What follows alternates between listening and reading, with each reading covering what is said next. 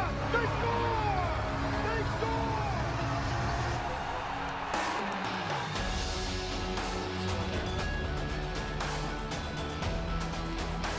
Bernardo Fords. That's in! Rochester has the lead, and again it's St. Louis.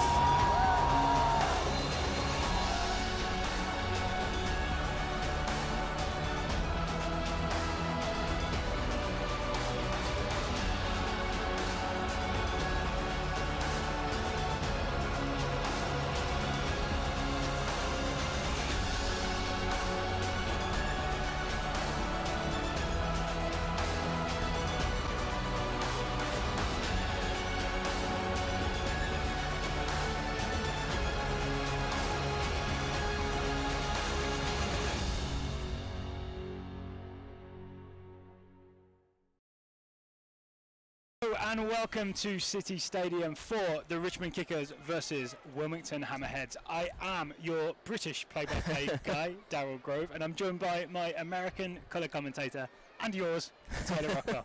Hello, how you doing, buddy? I am good, thank you. Slightly nicer weather than last time, not a torrential downpour. Not yet, anyway. I like that you've emphasized how perfect it is by stretching with your shirt off. Nicely done. Indeed. My shirt is on, let's be clear, my shirt is on, my sunglasses are at the ready. We have our starting lineups for the Richmond Kickers. We do indeed. All right, for the Richmond Kickers, we have in goal Matt Turner. Making his second appearance. Indeed. We have Braden Troyer, we have William Yambi, Hugh Roberts, and Alex Lee. Also listed in the starting lineup as a defender is Ramiro Porreta, the Brazilian, making his home debut for the Richmond Kickers. But we're pretty sure he's going to play left wing, right? Seems more likely, yeah. It might be some crafty moves from Lee Calishaw. In the midfield, we've got Luis Fernando, our other Brazilian, Lucas Paulini, Samuel Asante, Sonny Jane, and then up top, Jason Yaisley. So we're imagining, the usual, Jason Yaisley, target forward, maybe Sonny Jane underneath him, probably Luis Fernando and Romulo outside, and then Asante and Paulini holding. It seems to be the way they were warming up. Basically, you had Asante and Paulini together in that warm-up just to get them a little bit more familiarity. That's it. They have been playing there as well in the past games. Chasing around in the 5v2. Exactly. They did okay, right? They did okay. Yeah, of course. And then for Wilmington, we've got in goal John Smits. From right to left in terms of your back line, you've got Mika, Fairclaw, Peroni, and Dewey. Yeah, Peroni is the man to watch. Peroni, Brazilian, who's played for Corinthians. It's weird to say that about a center back, right, as the man to watch, but in this case, it's pretty apt. He's played for Corinthians in Brazil, as well as many other places. He's also played in QPR, so in the Premier League for QPR. He played a few games there. I've seen some footage of him. He's a big guy, 6'3". He's an aggressive guy. Yep. He will come and he will take the ball off of you. The matchup to watch for me, Jason Yaisley versus Bruno Peroni when that ball is in the air. Exactly, because last game we saw basically Jason Yaisley very good with that physical play, very good at holding the ball up, shooting the ball off. So it'll be interesting to see how they do in that kind of physical, combative environment. But you mentioned that Peroni will come in and win that ball. He'll do that defensively. He will also do that in attack. Peroni is the man who scored in Wilmington's last game. Yeah, exactly. Absolutely. Sorry, I interrupted you as you were going through the line. So then we've basically got your 4-2-3-1. You've got Martz and Corbaz in the middle, those two defensive midfielders. You've got Moose, Miller, and Michaud, and then up top you've got Barnes, Homer. So, Barnes Homer, I know, is from the wonderful place of Dudley in the United Kingdom, the same place I'm from. The coach, Mark Briggs, is from Wolverhampton. We have a very English West Midlands feel about the Wilmington Hammerheads. Yeah, and you said to me before the game, that's what I'm curious about. You said to me before the game that you'd be rooting for Wolverhampton. What does that mean today? Is that like you're just sort of neutral, but if anyone happens to be wearing old gold, is that what it is? As a USL broadcaster, I'm officially neutral. Of course, yeah. I wish success to guys from my hometown. No, I'm just saying specifically when you have a light blue team in the form of Wilmington and a red team in the form of the Kickers, how do you root for Wolverhampton? Just anyone in the crowd who has old gold on? Is that what it takes? There we go. They're my friend. Other guys to watch. So Justin Moose, we know, played for DC United this season. He's in his 30s now, but he's got an experienced player, had a good career. Liam Miller. That's the big one. Liam Miller, 35. He's played 21 times for Republic of Ireland. He's played for Celtic. He played in the Scottish Premier League for a while. Joined Manchester United. Was, for a while, the new Roy Keane. He's also played for Sunderland, and he's played in Australia. And here he is now. He'll be playing sort of underneath Barnes Homer. For Wilmington Hammerheads. Do you find it hard to believe that Roy Keane would ever call anyone the future me? I don't think he did. The next me? I don't think he did. I can't imagine he'd be okay with that. Well, as we have the national anthem here, I think we're going to cut to a Richmond Kickers package about this game, the last game, and their love of playing at City Stadium. Here we go. On the defensive side, we kind of know each other really well on the field. It's our home field, so we practice there all the time. We're really comfortable playing with each other at home. Hey, we Mike, kind of have we really still good have no, spacing and a good mental video. idea of where we need to be on the field already. So it's been working to our benefit playing at home. We need that to translate to the away games, though. Yeah, I feel like it will a little bit. I mean, they obviously are a pretty good team, so it'll be a challenge always. But I feel definitely playing on our home field with wider field, bigger field in general, I think it will definitely help us in our advantage. Yeah, the Red Army, they've been huge this year. Since the start, we've averaged, I think, close to 5,000 each game, so it's been tremendous. The Red Army, every single game, rain or shine, has been coming through huge and heckling the opponents, but that helps us every way. So, yeah, it's been good. Yeah, I mean, we talked about, actually jokingly, said he needs to score a hat-trick before that game. So it's good to get another player on the team contributing to the goals, and we need to continue that because we need to make sure we are unpredictable on the attacking third. Yeah, I think the 10 players in front of him did a fantastic job of keeping it quiet for him, but he was very competent, didn't have too much to do, but when he was called upon, he was very focused and he had a safe pair of hands. It's the same situation. He flew in this morning again, so he's trained all week with New England, so he'll be here for one practice. Not the greatest conditions, especially it's going to be completely different tomorrow night, but I know Wilmington are very good on restarts, so we're going to have a conversation about that because we're definitely going to have to rely on him to come out and command the 18-yard box. No, I think the field's going to be perfect, actually. By the time it comes around tomorrow, it'll be drained nicely. It'll be ideal conditions for us. Not too hard, and maybe a little bit of rain on the surface, and that will help with the speed of play, so no problems. Yeah, they've had a very consistent team. We've already played them, so we're a lot more knowledgeable about what's going to happen. I mean, they may again try to do something different tactically, but they've been very good on the road. They've had great results in Orlando, in Cincinnati, so I would expect them to play a similar style, and it's going to be a difficult game because they've done very well on the road so far. Welcome back to the broadcast booth with Darryl and Taylor as we prepare for kickoff here at City Stadium. Richmond Kickers in red going right to left, Wilmington Hammerheads in sky blue going left to right. Indeed. We are preparing for the broadcast. It seems like the substitutes and the fans in the stands are preparing for rain because it's started to pour a little bit here. I wouldn't say pour, just a slight downfall thus far. My favourite conditions for soccer. Really? Nice weather with just a little bit of slick on the surface so that ball moves quickly, doesn't get held up. And that can make for unpredictable situations. In Wilmington's last game, goalkeeper John Smits had a little bit of difficulty, I think, just because of the rain, because of the pressure of, pushing for a winner. So you might see that as well today. So you got to watch for the slippery conditions, the slippery ball, frame everything, and see what happens. To quote Austin Powers to Smitty.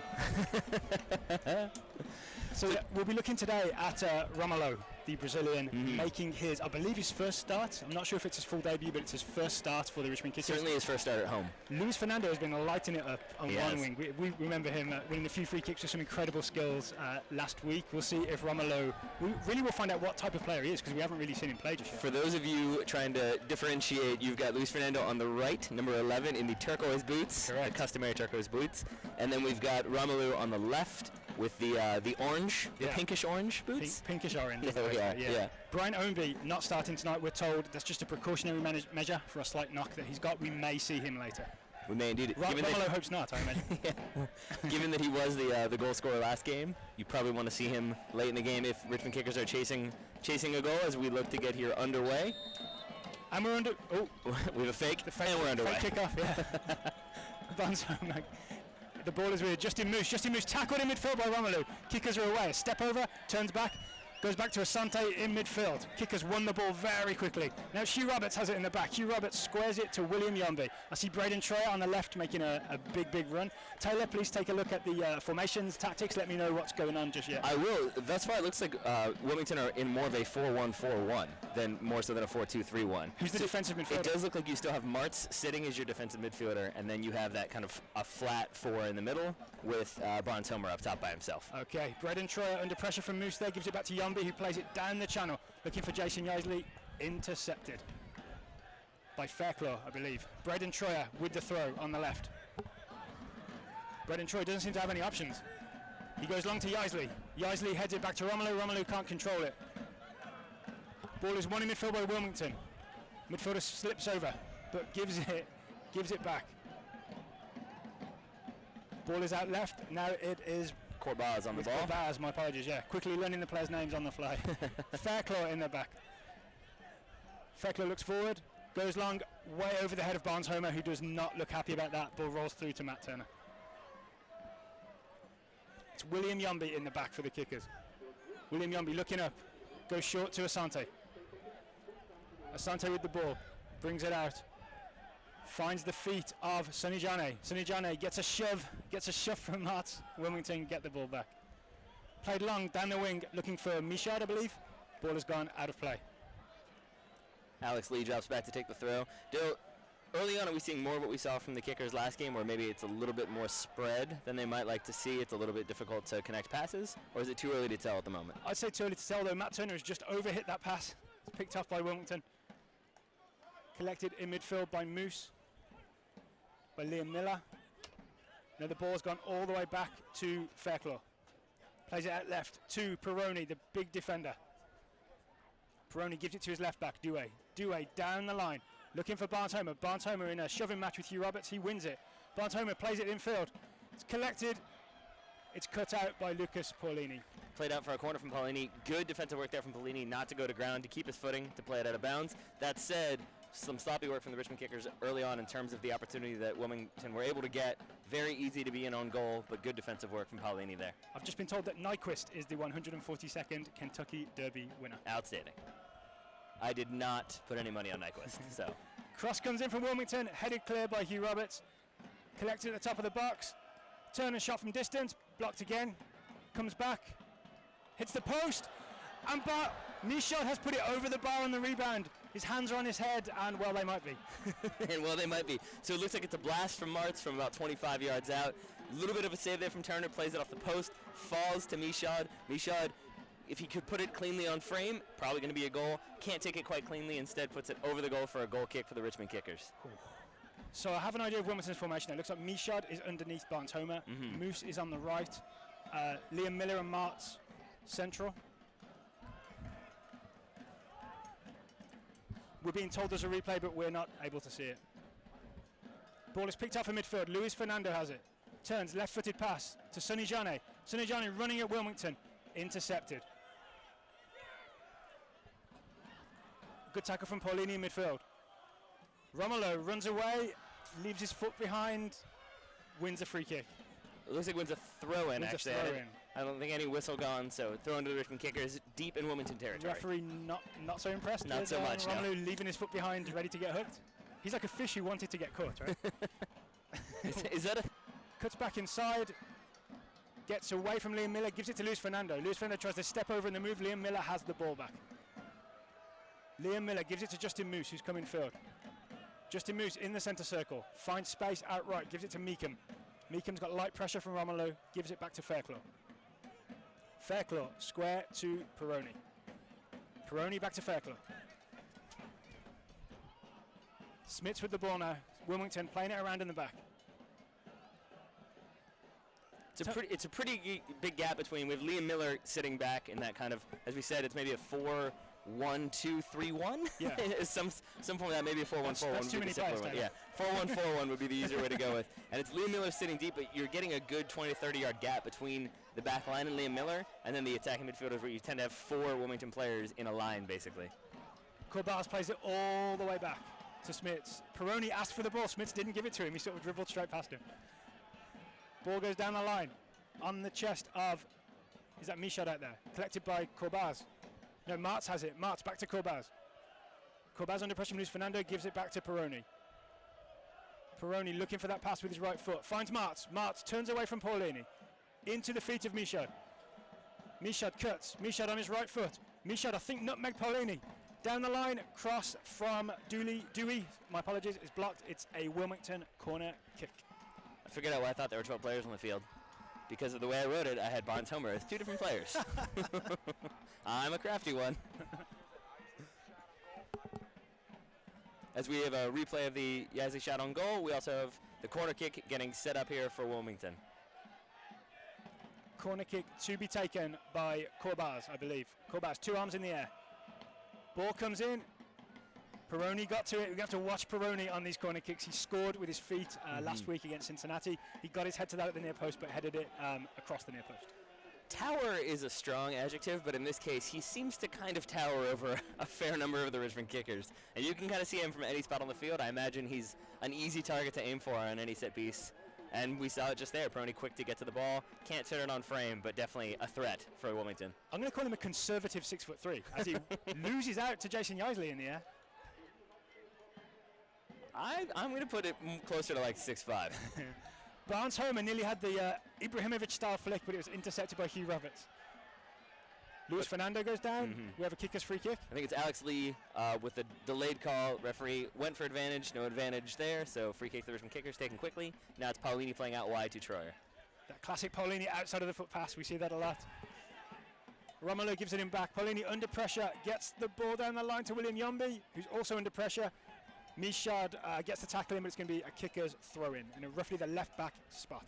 So, Dale, so far what we've seen is a lot of flexibility from this Wilmington lineup. We've basically been seeing Moose and Michaud switching whenever the opportunity presents itself. We've seen Corbaugh's drop, Mart's step, and vice versa. So it's a lot of fluidity through that midfield. Yeah, fluidity not helpful when you're watching a team for the first time. But I feel like we have a good grip on the Wilmington players and what they're doing now. I think so. Long ball for Barnes-Homer. William Yombi wins it.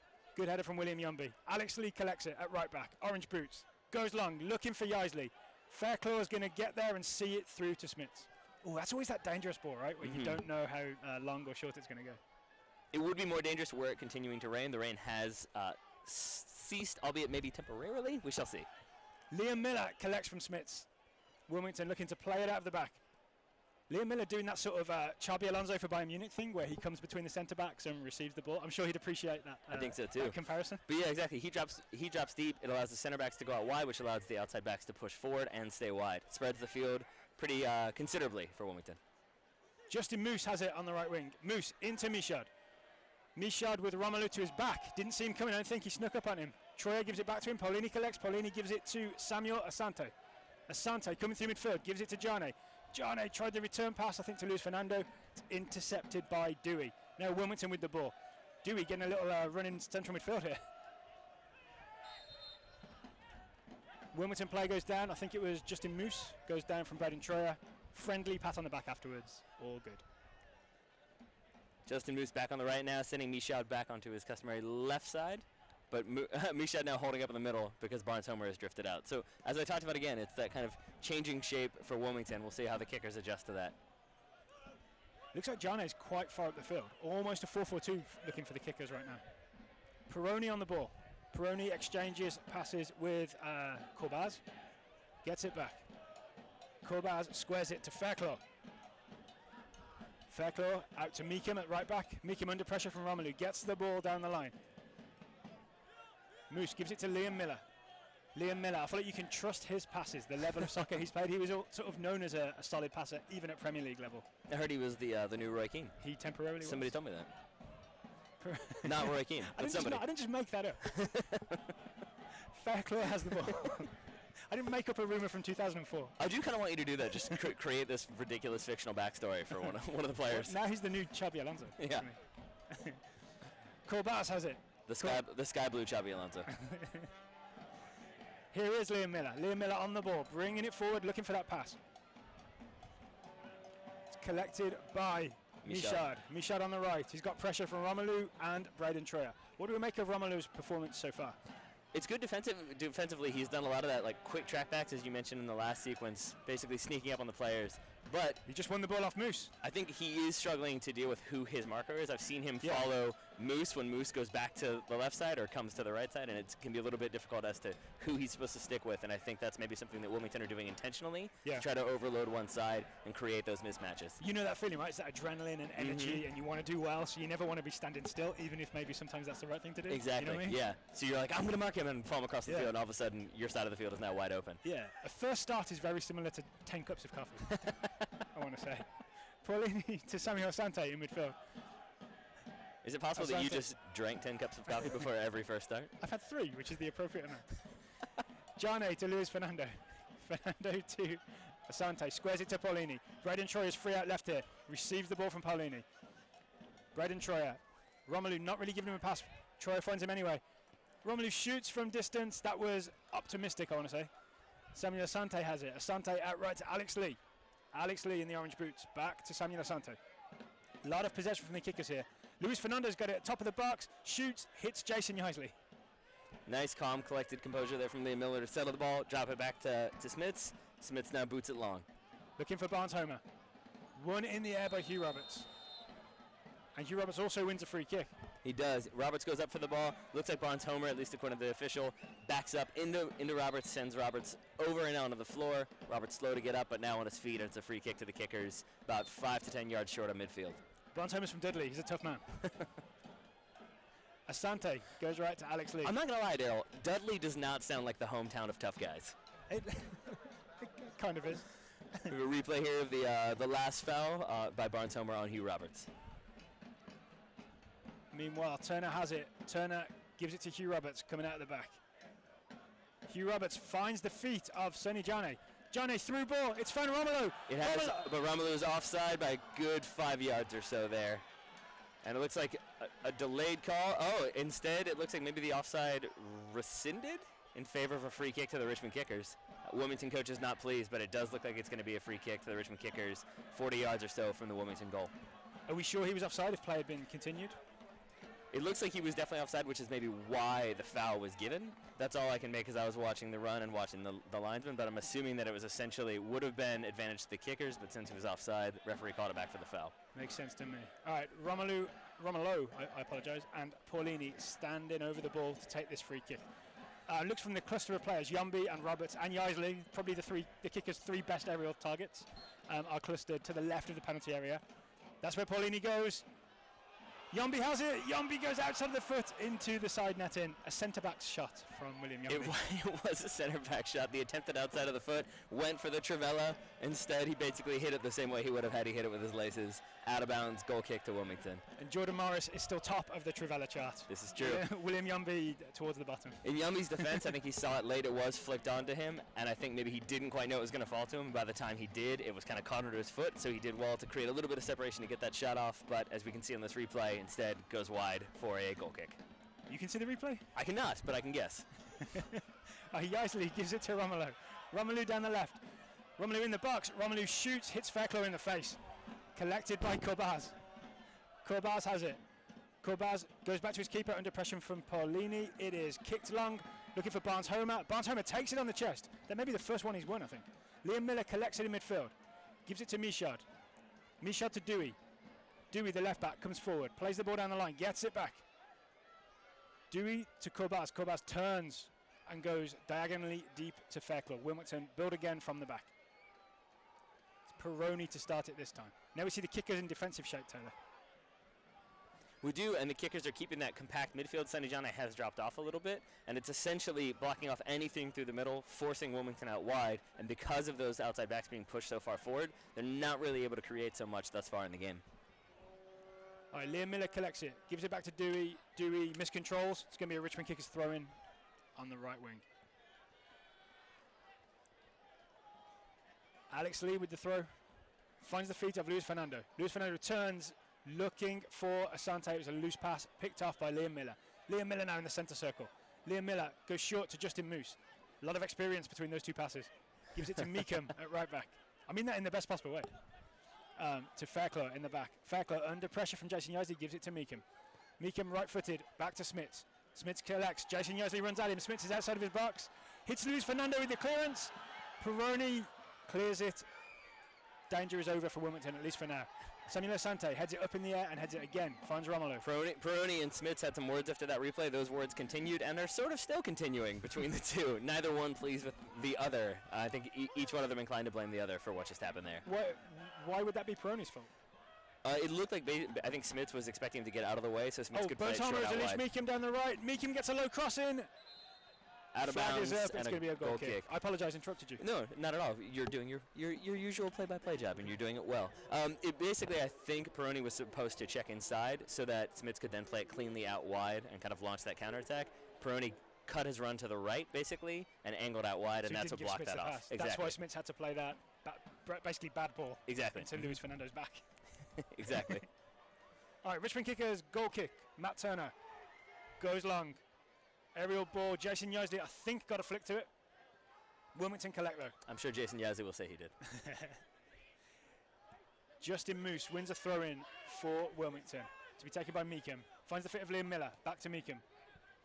A little bit of miscommunication there between Romelu and Braden Troyer, the left back. You're hearing it already that there's that overload that Wilmington are doing is starting to cause problems there for the kickers. How can they solve that? I think basically what they need is Romelu to continue to listen to Braden Troyer, make sure he's dropping back a little bit, focusing more on his defensive obligations, because we have seen him try to get a few shots off. Seems like he's very much focused on attack and getting that goal. Justin Moose dribbles inside, gives it to Barnes-Homer. Barnes-Homer plays it ahead of Mart. It's going to be collected by Dewey. Dewey cuts it back to Mart. Mart's in the box, shoots, just over. Decent move from Wilmington, though. Looks like it took a touch there from the kicker. It's going to be a corner to Wilmington as Corbaz drops off to take that corner. Again, expect them to target that big head, that big tall head. It's not just a big head, it's that he's also quite tall, of Peroni.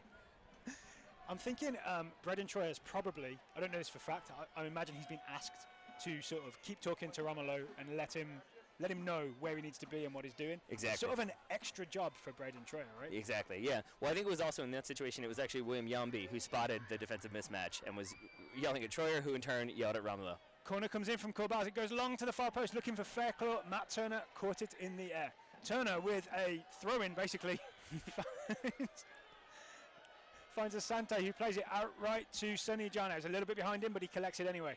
Sonny Jani, left-footed, long diagonal ball. Moose intercepts. Had Romelu wide open on the left, ball couldn't get over the top, and instead well collected by Moose and booted long by Smits. It's a classic watching a young talented player, isn't it? You see him like being aggressive going forward and kind of exciting when he gets the ball, but you also see him be kind of, I want to say, discombobulated. Absolutely, and that's one of the defensive stuff. That's one of the hard things about like the jump from amateur to professional is when you're in an amateur division, you're like, oh, I got a shot off and I'm doing well, and you don't quite notice those defensive deficiencies that might be there.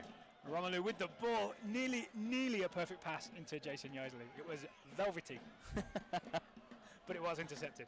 Braden Troyer collects the clearance from the keeper, gives it to Asante. Asante forced to dribble backwards, ends up going all the way back to Matt Turner. Matt Turner to Hugh Roberts.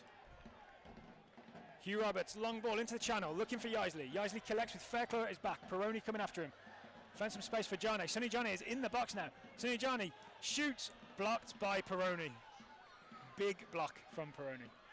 Slide tackle in midfield from Michaud, and Barnes-Homer collects. Barnes-Homer is running at Hugh Roberts. He's put it left.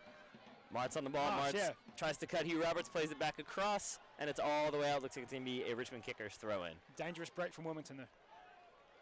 To go back to what I was saying about Romelu, though, Joe, do you know what I'm talking about? Where you play with that guy who's like, no, but I got the shot off, so I'm doing really well. And it's like, yeah, you got the shot off, but then you didn't track back and mark your man as he went through and scored. So it's great that you shot the ball, but your man is the one who scored. And that's what I think Romelu is going to have to pick up on as this game progresses, is when to drop off as he's doing right now, and when to stay forward. And let's not judge him too harshly, right? It's interesting watching someone learn. Yeah, exactly. And that's what I'm saying. I think it will be a progression that maybe that enthusiasm wears off, and then you see what he's capable of as the game progresses. Yaisley chests it. Ball is lost by Jane. Corbaz has it. Corbaz with several step overs and then wins a free kick. It's going to be a Wilmington free kick on the right, taken quick and short to Liam Miller. Liam Miller switches it to Peroni. Peroni goes into the channel, looking for the run of Dewey. That's going to be too long. Dewey couldn't get there. It's going to be a Richmond kicker's goal kick. It's what, craft beer and dog night here at City Stadium? It is. I'm seeing, and I keep forgetting that, and then as I look across the field to all the fans, I keep seeing dogs here and there. I'm like, wait, oh, right. You see dogs drinking craft beer? Yeah, exactly. That's not what that means, is it? They're very refined palates, most of the canines here in Richmond.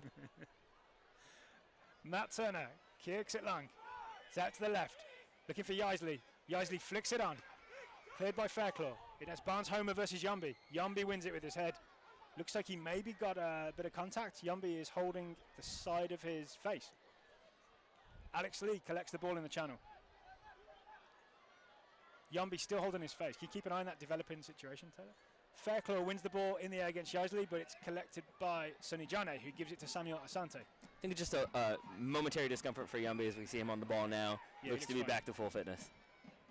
Yambi, right-footed, into midfield. Asante has a bit of space. Asante finds Yaisley. Yaisley turns and is double tackled by Moose and Fairclaw. Looks like Fairclaw came to the back and fouled him. Bit of a limp from Yaisley. Indeed. And a bit of complaint from Wilmington. 3 different players there protesting to the referee. I think not pleased with how not physical the referee has let this game be so far. All right, Barnes Homer standing in front of the free kick. He's going to be pulled back 10 yards by the referee. Looks like Romolo to take. And you can see where Richmond's big men are, right? We have Yombi and Roberts to the right-hand side of the area. We also have Yaisley to the left. Maybe I'm thinking a diagonal ball for Yombi or Roberts to head back across for Yaisley. Are we thinking design set piece here? Yeah. We have a number of people standing in front of or behind the ball for the Richmond Kickers. Yaisley with a curved run. Ball comes in. It's too long for Hugh Roberts. It is. So it was a design play looking for Hugh Roberts at the back post, maybe hoping to either have Wilmington drop off too early and then keep the player on side, or maybe somebody gets pulled out on one of those runs. That creates an opportunity, but instead the ball overhit by Paulini, out for a goal kick to Wilmington. Smits to take it. Smits is going to go long looking for Barnes Homer again.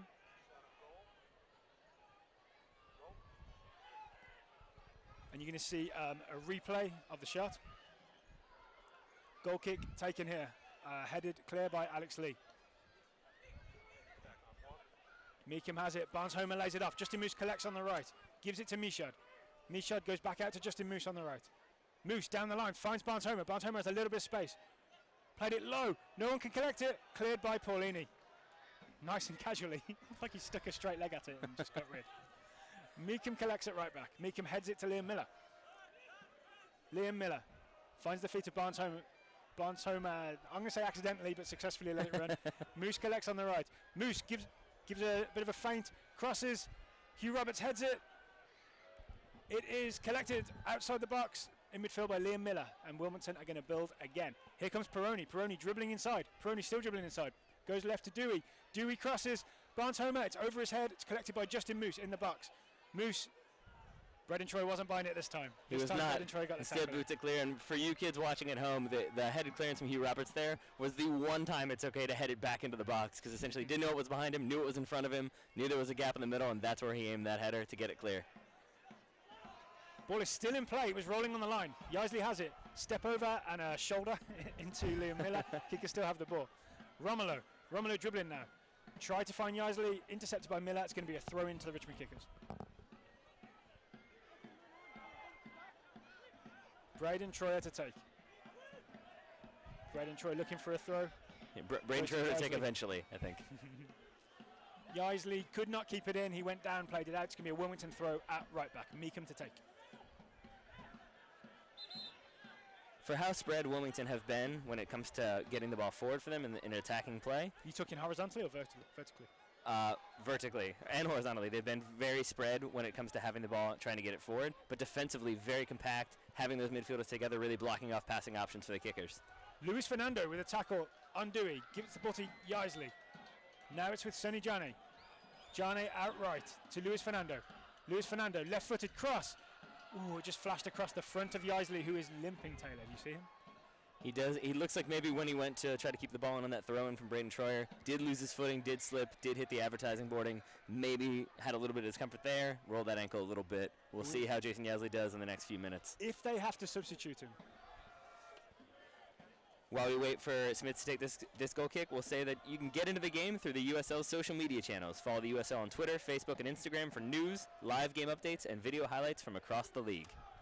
If Richmond Kickers do have to substitute Yaisley, I'm looking at Anthony Grant, number 9. I'm thinking maybe Brian Ownby could do a job at centre forward. That'd be interesting. It'd be interesting to see him. Maybe you push Sonny Jane up. We know he can score a goal or two, especially from distance. So maybe you push him up. You put Ownby in that midfield. He wouldn't be my first choice as a target man, though. No, not so much. Yeah, I think you're right. I think it's Anthony Grant is your most likely candidate, should Yaisley not be able to continue. Asante wins the ball, gets it out to Romolo. Romolo cuts inside Meekham and then tries to go outside and loses the ball. Fairclaw collects. Liam Miller gives it back to Meekham. Meekham the right back for Wilmington. Meekham into the feet of Moose. Liam Miller gets it. Liam Miller gives it to Peroni. Peroni finds Corbaz. Corbaz turned. Barnes Homer collects. Barnes Homer has the ball. Barnes Homer running at the Richmond Kickers. Barnes Homer goes short to Corbaz. Corbaz tackled. No, wins the ball back. Dewey has it. Dewey to Liam Miller. Back to Dewey. Dewey back to Peroni.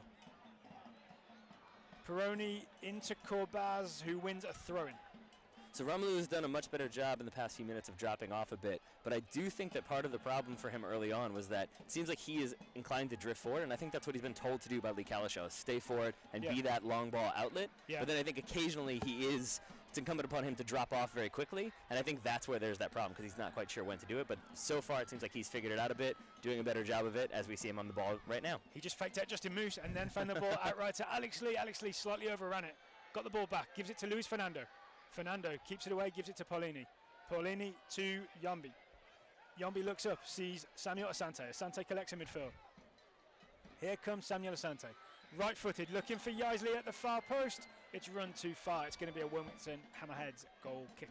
There's a good overload from the Richmond kickers on that far side. You had Senny Johnny over there, obviously Yaisley and also Alex Lee, but the ball just a bit too far for Yaisley, out for a goal kick.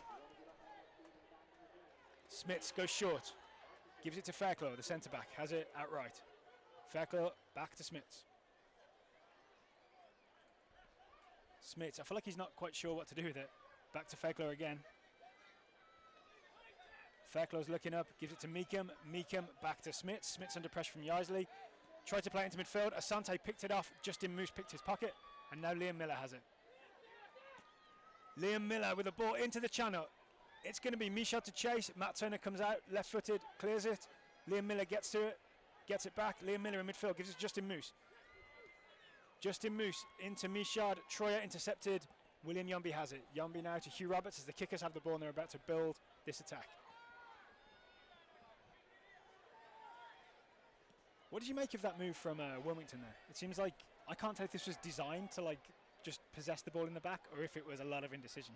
I think it was a lot of indecision. I do think that they're trying to get it out wide quickly, and that might result in some switches, as we saw there. It's basically Smits taking that goal kick to the opposite side of the field, hoping that a midfielder will drop wide and they'll be able to go down that channel. But the kicker's doing a good job of cutting that out, forcing Wilmington into a long ball, which worked out for them in that situation. But not so much here, as we see Braden Troyer intercept, and he's off to the races, sort of.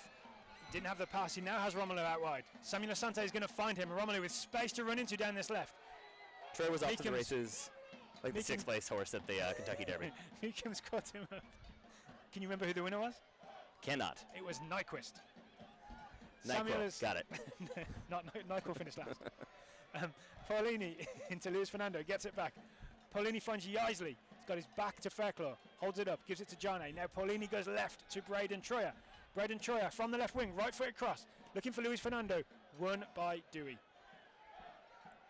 The ball is still in play. Dewey has it at left back. Dewey goes short. Peroni has it. Peroni goes long, looking for Barnes-Homer. Barnes-Homer takes it on his chest. Hugh Roberts, arm in the air. What was he calling for, a foul? I think maybe a handball. Barnes-Homer with that settle might have just maybe touched the arm, but no call given, play on for Wilmington. Barnes-Homer releases Martz down the left. Roberts called for offside this time, didn't get it. Martz has it on the left wing. Martz goes to Mishad. Troyer didn't get the ball, but did enough to put Mishad off. The ball runs through. Romelu collects it in his own box. Right-footed, clears it. Liam Miller gets there before Jason Yaisley. Corbaz has it, gives it back to Liam Miller. I feel like Wilmington have two pretty good, pretty technical players in midfield in Corbaz and Miller. Absolutely, and I think they're starting to capitalize on that. It was a lot of direct play early on from both sides. It seems like Wilmington has settled down a little bit, content to have possession, even if it's in the back, and kind of move the ball around, pick their opportunity when it comes.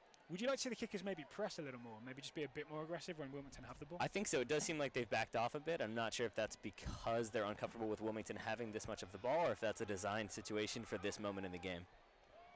Ball comes in low from the left. Hugh Roberts one-times it, collected by Sonny Jane. Jane to Yaisley. Yaisley takes a bump, keeps the ball, gives it to Luis Fernando. Fernando dribbles. Fernando finds Samuel Asante. Asante still has it. Asante was eventually tackled by Fairclough. Looks like Fairclough on the ground, both benches up. It seems like neither pleased with that call, and it looks as though... Fairclough looks in pain. He does, yeah. Fairclough still on the ground. Still, it looks like... It's like slid with the advertising boardings there. Fairclough on the ground, and it is pretty hard pavement over there if you're sliding into it. It's not something I would want to go into face first. People watching will be able to see exactly what happened on the replay. Mm-hmm. But there was two different situations in which the referee almost called it back for advantage for the Richmond Kickers, and I think held off just because it looked like maybe they were going to build something, and then made that final call. So even if that wasn't necessarily a foul in that last play, there were two in the build-up that she was waiting to call, and then eventually did. Let's get a yellow card there for Fairclaw as the City Stadium crowd applauds, except for the handful of Wilmington fans behind the Wilmington bench. We can see them there in the light blue. Well, it's craft beer and K9 day at the Kickers here. It is always cheer for opposition yellow cards day. Every weekend. Craft beer helps you cheer louder, though. It looks like Alex Lee standing over this free kick for the Richmond Kickers.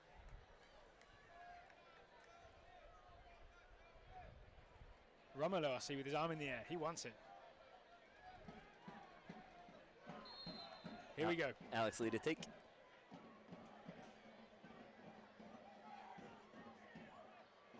Alex Lee, right-footed, lifts it high, looking for Jason Yaisley.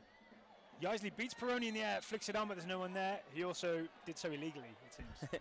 So it seems it's a free kick to Wilmington. Almost taken quickly by Lee Miller, instead left for Smits to boot long, as Wilmington get back into the shape in which they're more comfortable operating. Why are you assuming Smits is going to boot it long? Past this precedent is my answer. Also because if he plays it short, he's in trouble. Jason Yaisley would not mind that, I'm sure. Here it is, big long ball from Smits. And the sun rose this morning. Barnes Homer. A shove off there from Barnes Homer, who lets the official know that he's not pleased with that call, but it's a free kick to the Richmond Kickers.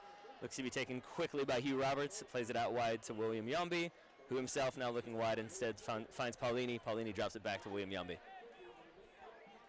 Paulini gets it again. It looks like there's been a lot of Paulini switching to left back and Braden Troyer just going for it down this left wing. And here he is receiving the ball. One times it to Romolo. Romolo cuts inside, gets away from Justin Moose. Couldn't find Jason Yaisley, but does win a free kick this time. Referee a bit more sympathetic to him this time around. I think so. And that was definitely, Corbaz looks like he has Romulo by maybe a good 5 or 6 inches. So when that hip check occurs, it's going to be a bit more obvious for the official to make that call, and that's what happened in this situation. It's going to be a Richmond Kickers free kick. Romolo standing over it. I was looking for the referee's name. It is JT Alukonis. We're going to go with JT. Ball comes in from Luis Fernando. Confusion in the Wilmington box, but it eventually gets to Smits. Looks like it might have hit off of the thigh of Dewey. Could have been an own goal, save for Smits, who makes the save. So where's this ball going, Taylor? I'm going to say not short. I'm going to say maybe out of bounds. Martz keeps it in, I think. Out of bounds. It's a throw into the Richmond Kickers. He headed it more out of bounds. We have a foul, it looks, on Sonny Jane. Also a bit of pushing afterwards. Referee JT Alukonis is in the middle, breaking it up. And while we wait for things to calm down, we'll say that Nike is a proud partner of the USL. Follow @Nike Soccer on Twitter for all the latest Nike Soccer information. Situation slowly calming down. Temperature here quite pleasant, but things warming up on the field. Oh, you're welcome. Luis Fernando, free kick taken too quickly by the Richmond Kickers. It's going to be a do-over. Should I have done my Ray Hudson? Should I have been like hotter than a crab on a boil? Well, here's it. What Ray Hudson does is actually hard, right? So if you can think of one that's as good, then I will, I don't know, credit you. Yeah, well, you're going to be waiting a while to credit me, I think. Since the hypothetical one I came up with didn't even really make that much sense. Hotter than a crab on a boil? Yeah, you know, because it's like hot, you got to boil a crab. I even know if you do boil crabs. I think you steam crabs. Wait, which one of us is British? Especially the British people that boil all their food. It's true. It's true. I've just been around you too long, that's all. It's your fault as well. My culinary institute. Boil it, put no seasoning on it. It's like Dennis Leary said, Irish cuisine, if you put everything in a pot and we boil it for 17.5 hours straight so you can eat it with a straw. Alex Lee goes short to Luis Fernando, who turns. Luis Fernando, low ball in, finds the feet of Yaisley. Yaisley's holding off Fairclaw. Ball is won by Dewey and played down the line. Yaisley was sort of trapped in a box there. He's doing a fair impression of Atlas, holding off 3 different players there for Wilmington, but eventually not able to hold it off. I mean, Atlas never scored any goals, right? This is true. I know he did other things. Alex Lee with the throw-in. A fake throw to Jane. Goes to Paulini. Paulini touches it on to Luis Fernando. It's intercepted by Liam Miller.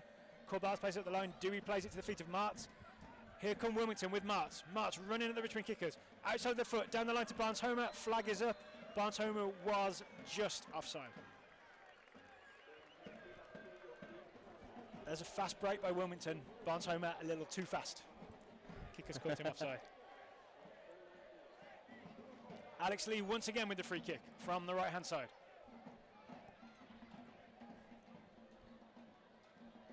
Here it comes.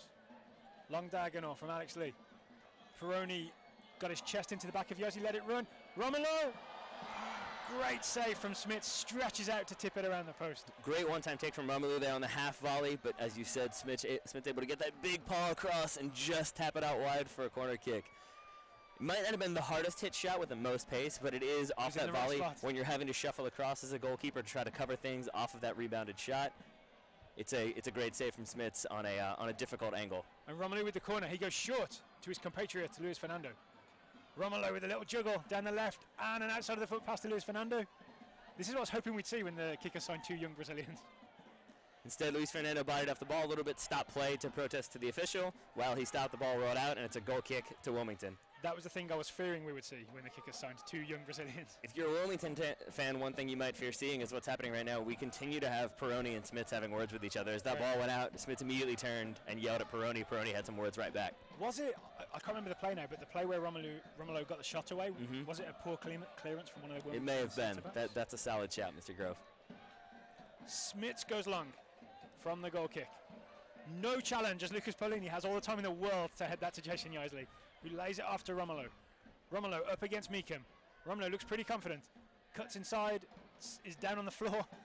Meekum wins it. Meekum goes outside. Meekum goes down the line. Barnes-Homer's chest, I think he let it run, hoping he could run onto it. That was a crafty no chest, a dummy chest to himself. It was a clever idea, but Hugh Roberts was there to Ooh, late challenge from Barnes-Homer there as Turner let that ball go. It's going to be a yellow for Barnes-Homer, who doesn't protest, but also doesn't apologize. Yeah, he knows. It's the Dudley way.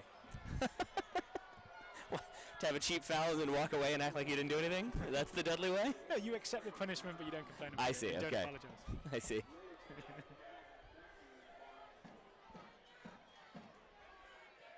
Looks like Matt Turner's going to be okay. He looks a little ginger the way he's moving.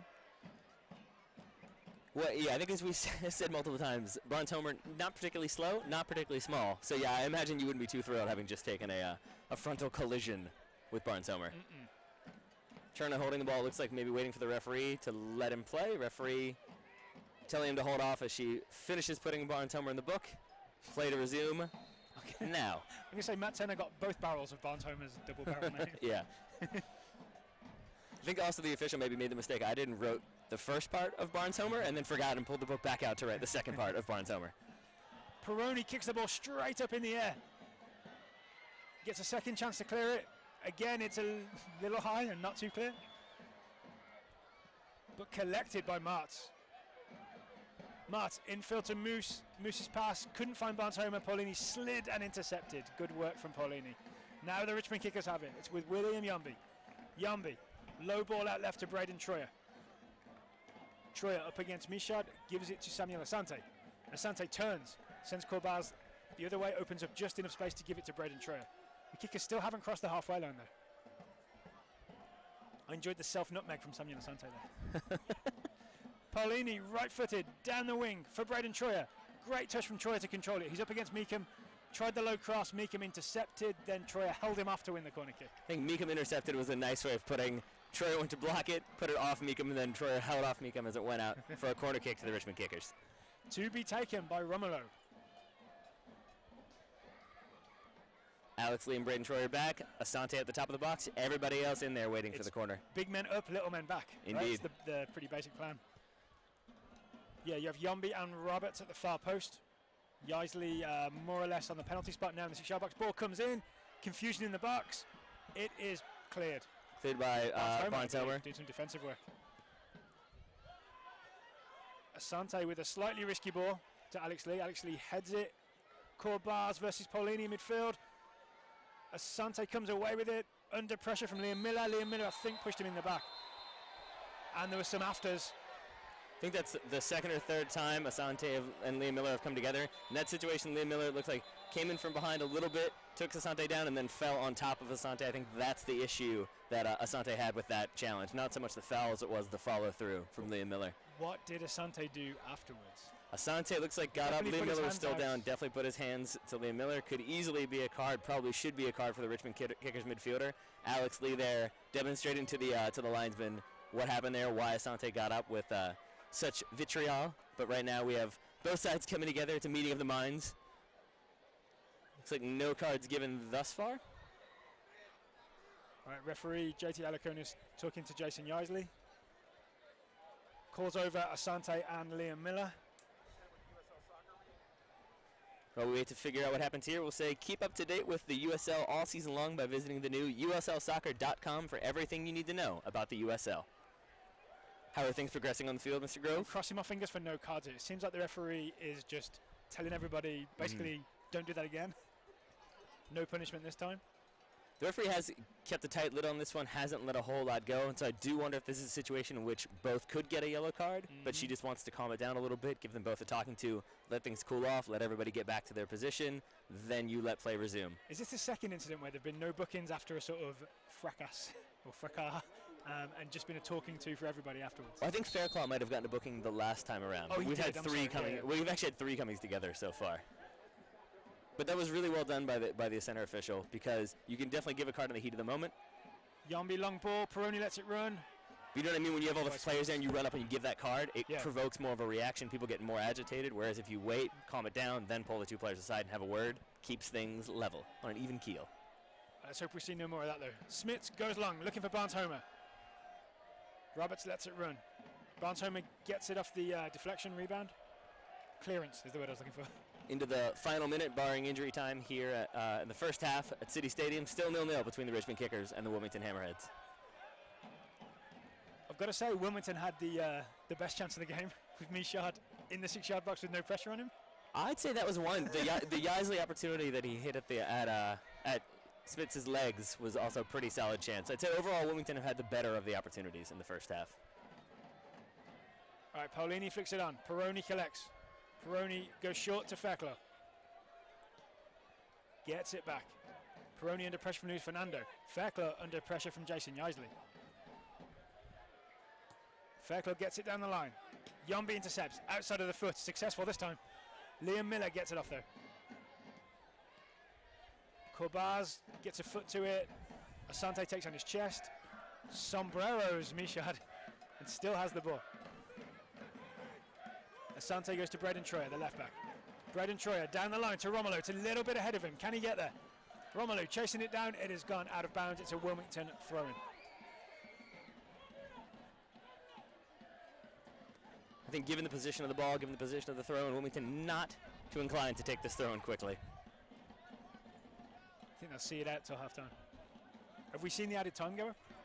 We have not. I'm guessing it's 1 at most. Meekum throws it down the line. Barnes-Homer heads it on. Asante's there first. Now Hugh Roberts has it. Hugh Roberts and his height up. Under pressure from Michaud. Gives it to William Yombi. Yombi to the middle. Headed by Peroni. Yeah, between John A. and Peroni, I think I'm backing Peroni to win that header.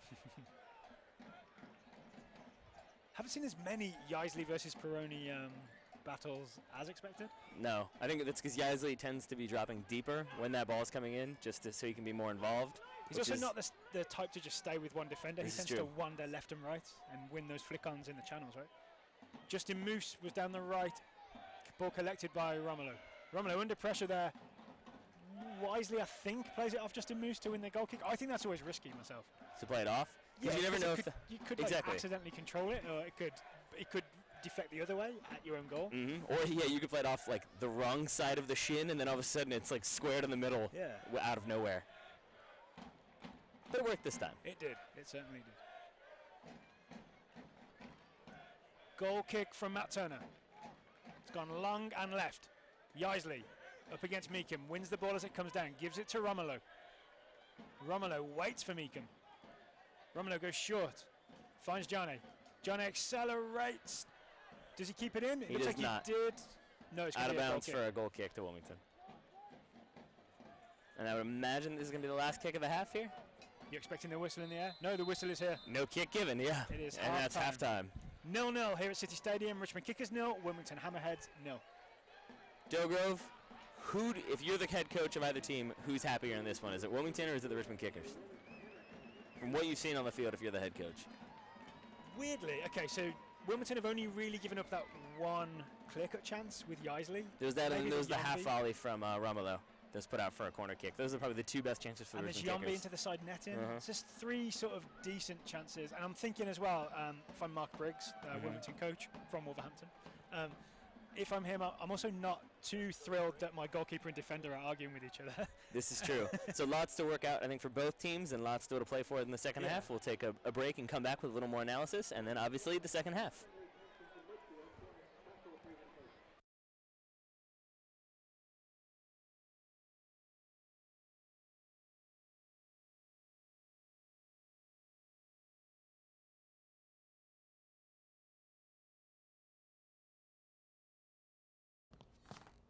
Breathtaking. And I love your use of negative space. What were you thinking? Oh, definitely art school. But between painting and sculpture, you can always change majors. You need to... Right.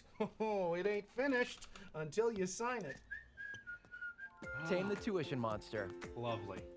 With Virginia 529 programs that help no matter where higher education dreams take them. This will be your lost masterpiece.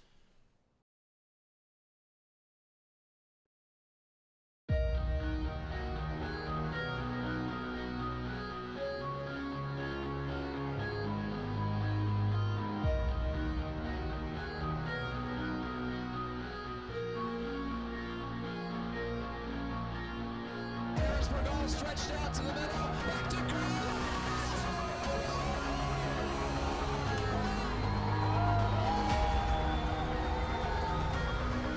Broke it up. There's a shot. They score! They score!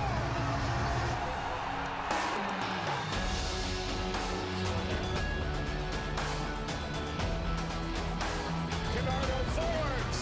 It's in! Rochester has the lead, and again, it's St. Louis.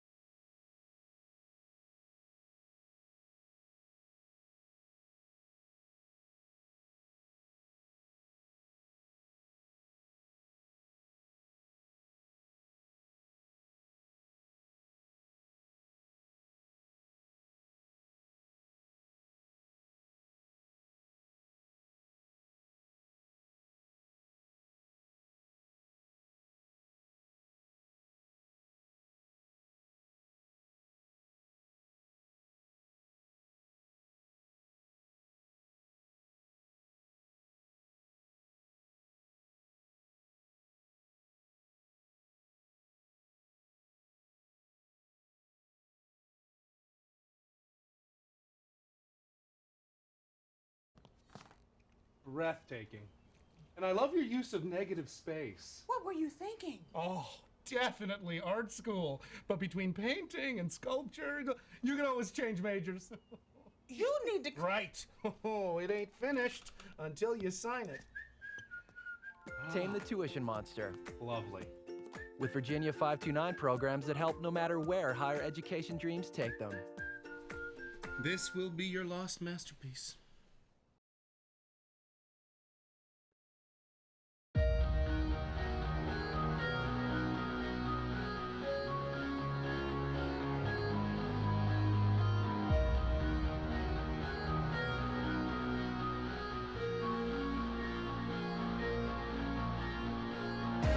Stretched out to the middle, back to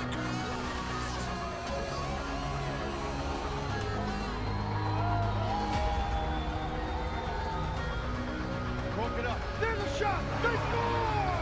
They score!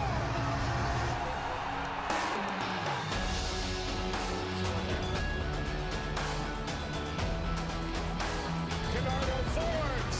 Hey, it's in! Rochester has the lead, and again, it's St. Louis.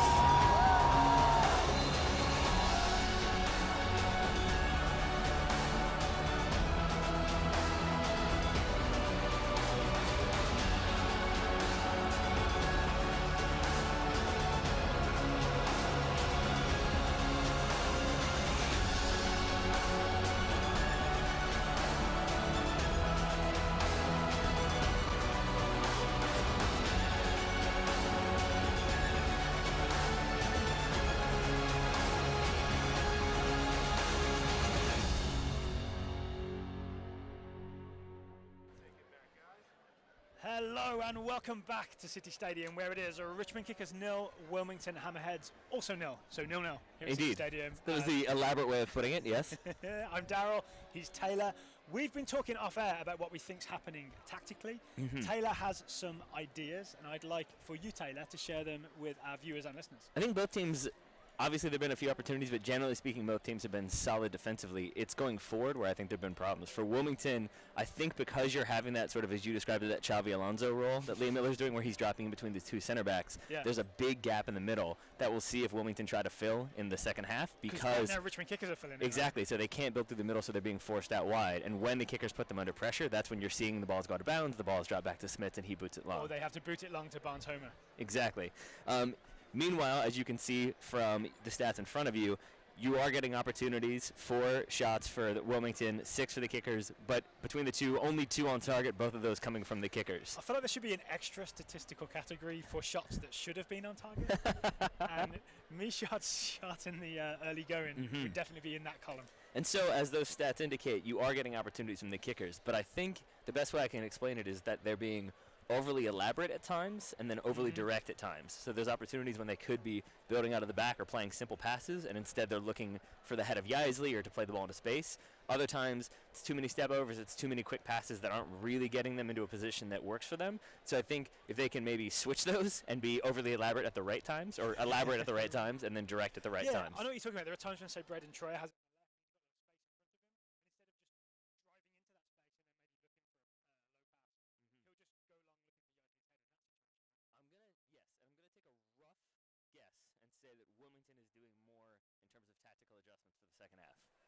What do you think they'll do differently? Because defensively, I thought they looked... I think they won't send their team out onto the field, is what I'm alluding to. All of the kickers are back on the field. Wilmington still, it seems like, making some adjustments.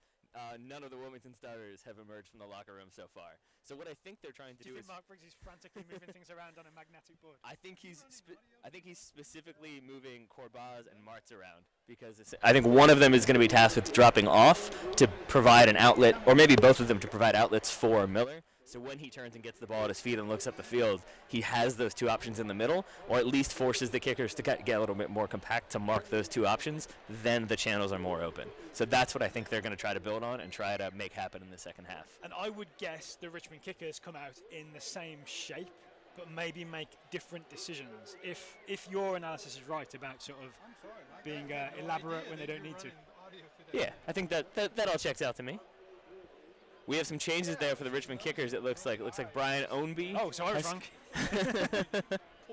I see the orange boots and 7 p.m. stubble of Brian Ownby. It looks like we have Brian Ownby and Owusu Sekire have both come on. Not sure who has made way for the Richmond Kickers, but 2 changes at half gives you a clear indication that Lee Calishaw was not thrilled with what he saw, wanted to change things up. That's why you have Brian Ownby in there. That's why you have Owusu Sekire in there. I see the Wilmington Hammerheads finally coming out onto the field. It looks like the same group of players. They may just be arranged differently. They may. But I think you're right, yeah. And it looks like Romulo has made way.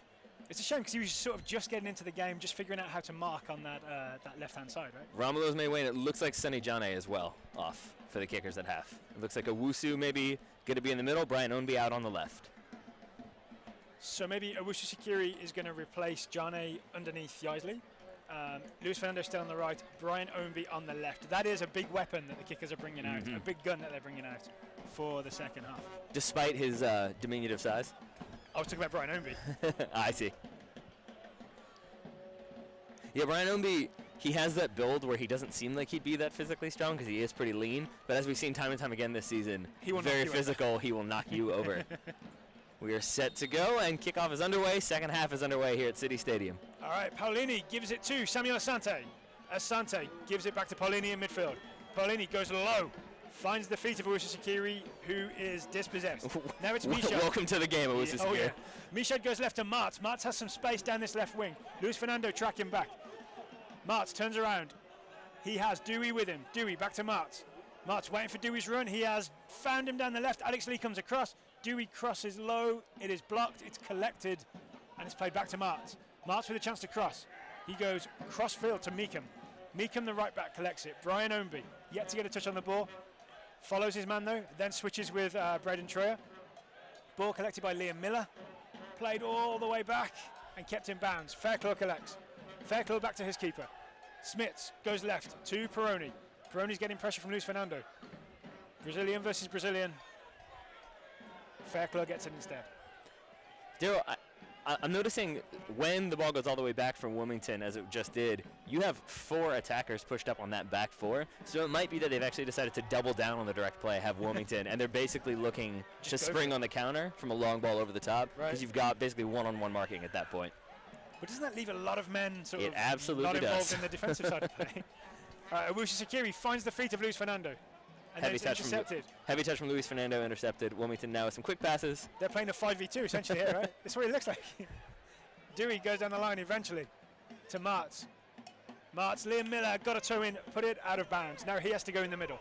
But that was something it's else. a Richmond Kickers. That was something else we saw the Kickers use. You gonna ignore my joke? I am. Intermittently in the first half was that pressure, and when they've put Wilmington under pressure, especially those back 4, that's when Wilmington have turned the ball over. We just saw it there, so hopefully the Kickers can continue to do that, create a lively game in the second half. And here's Asante out to Braden Troyer. Troyer passed it a little too heavy for Ownby. Owusu Sekire collects, and I'm going to call that a shot at Smits. I think statistically it's a shot. Are we adding another column to our stats? It's called things that Daryl will reluctantly agree qualify as shots. Yes. So you're going to see a replay of the Owusu Sekire shot. Meekham collects for Wilmington, intercepted by Lucas Paolini. Ball brought down by Asante. Asante turns away from Michaud. Asante loses the ball. Wilmington have it. It's collected by Liam Miller. Liam Miller's looking up, looking for a pass. Gives it to Dewey, gets it back. Liam Miller gives it to Peroni. Kicker's doing a good job working them back. Cruyff turn from Peroni. Peroni turns. Brave for a centre-back. And a nutmeg from Looks like it's a skill display from Wilmington. Peroni into the feet of Michaud. Tackled by Alex Lee. Alex Lee gives it to Paolini. Now to Owusu Sekire. Kicker's on the break. He's got Ownby to his left. Here we go. Has Brian Ownby still got his pace from last week? Yes, he does. Brian Ownby accelerates down the left. Brian Ownby crosses to the far post. Smits gets a touch to it. He's put it over the bar and out for a corner kick. Not sure if that was a shot at the near post or a cross from Ownby. I'm gonna guess it was a cross to the far post, but a good hand from Smits to turn it over. Yeah. I'm going to say that just based on watching Ownby play these last few weeks, right? Uh-huh. We're going to see the replay so you can decide for certain. I'm going to say also it was a good defensive play from Smits because he did spill 1 or 2 last week against Cincinnati, so probably safer just to put it out for a corner kick than to try to collect in traffic. Including for the equalising goal, exactly. All right, corner comes in low. Luis Fernando touches it back. Ball to the far post. Smits catches and holds. Hugh Roberts was there, as was William Yambi, but instead it's collected and now thrown out all the way wide. And it's a counterattack for Wilmington here. It's with Mishad. Mishad up against Brian Ownby, doing some defending. Mishad gives it to Liam Miller. Liam Miller to Peroni. Peroni turns again. Peroni actually pretty good with the ball at his feet, it seems. Absolutely. The Cruyff turn was very pretty. In the meantime, it looks like Luis Fernando and Brian Ownby have switched. That might just be a product of the goal kick. It might be a product of what Lee Kalishaw has liked doing this season, which is switching those kind of 3 front attackers. We'll see if that's a permanent situation, if they switch back here in the next few minutes. I think it's, probably just for the corner kick is my guess. All right, Corbaz has it in midfield. Corbaz finds the feet of Liam Miller. Kicker's doing a good job of blocking channels again, I think. It looks like Wilmington are struggling to break through. I may have just jinxed the Richmond Kickers because Martz puts it down the line for Dewey. Big slide tackle from Brian Ownby. It's going to be a throw-in for the Wilmington Hammerheads. Wide open. Martz leaves the throw for Dewey. Dewey to take. Do you normally throw gain in on this one? Alex Lee heads it clear. Nope, turned it off a long time ago. Liam Miller into the feet of Dewey. Chips it down the line. It's been held up by Martz. Martz works his way out of pressure. Gives it to Corbaz. Corbaz to Fairclough. Fairclough comes forward. Fairclough gives it out right to Meekham. Meekham squares it to Corbaz, who falls. Liam Miller comes and collects, though. He's giving it to Mishad. Mishad, top of the box, shoots. It is over. That was like a fortunate misplay there from Wilmington, because it was a slip from Corbaz, but it actually put Liam Miller in a better position to play that direct ball in. No one said life was fair. Indeed, and especially not if you're Mishad, since that shot goes over. Still no shots on target for Wilmington as the Kickers take the goal kick. Replay of that shot here in front of you now. Goal kick from the Richmond Kickers. Looks like there was a foul. It's going to be a Wilmington free kick in the centre circle. Liam Miller gives it to Peroni. Peroni short to Dewey. Dewey on the left. Dewey into Martz. Martz back to Peroni. Peroni looking for that pass, pointing where it's going to go. Gives it to Dewey. Dewey down the line. Barnes Homer, the flag is up. He is offside. Looked to be a pretty tight call, a tight angle on that one. That said, no protestations from Barnes Homer. An immediate call from the linesman. Maybe more offside than I thought it was upon first view. Red Army in big voice here. Looks like Turner wants them compact, or narrow at least. Because he's going central for the head of Yaisley. Yaisley loses out to Peroni in the air. Asante collects it. Paulini was fouled by Mishad. Referee, let's play. Oh, poor pass from Mauricio Sakiri. Picked off by Fairclough. Now Wilmington come in. Corbaz has it. Corbaz gives it short. Heavy touch from Moose. Meekham keeps it in. Meekham goes down the line. It's going to be another Wilmington throw-in.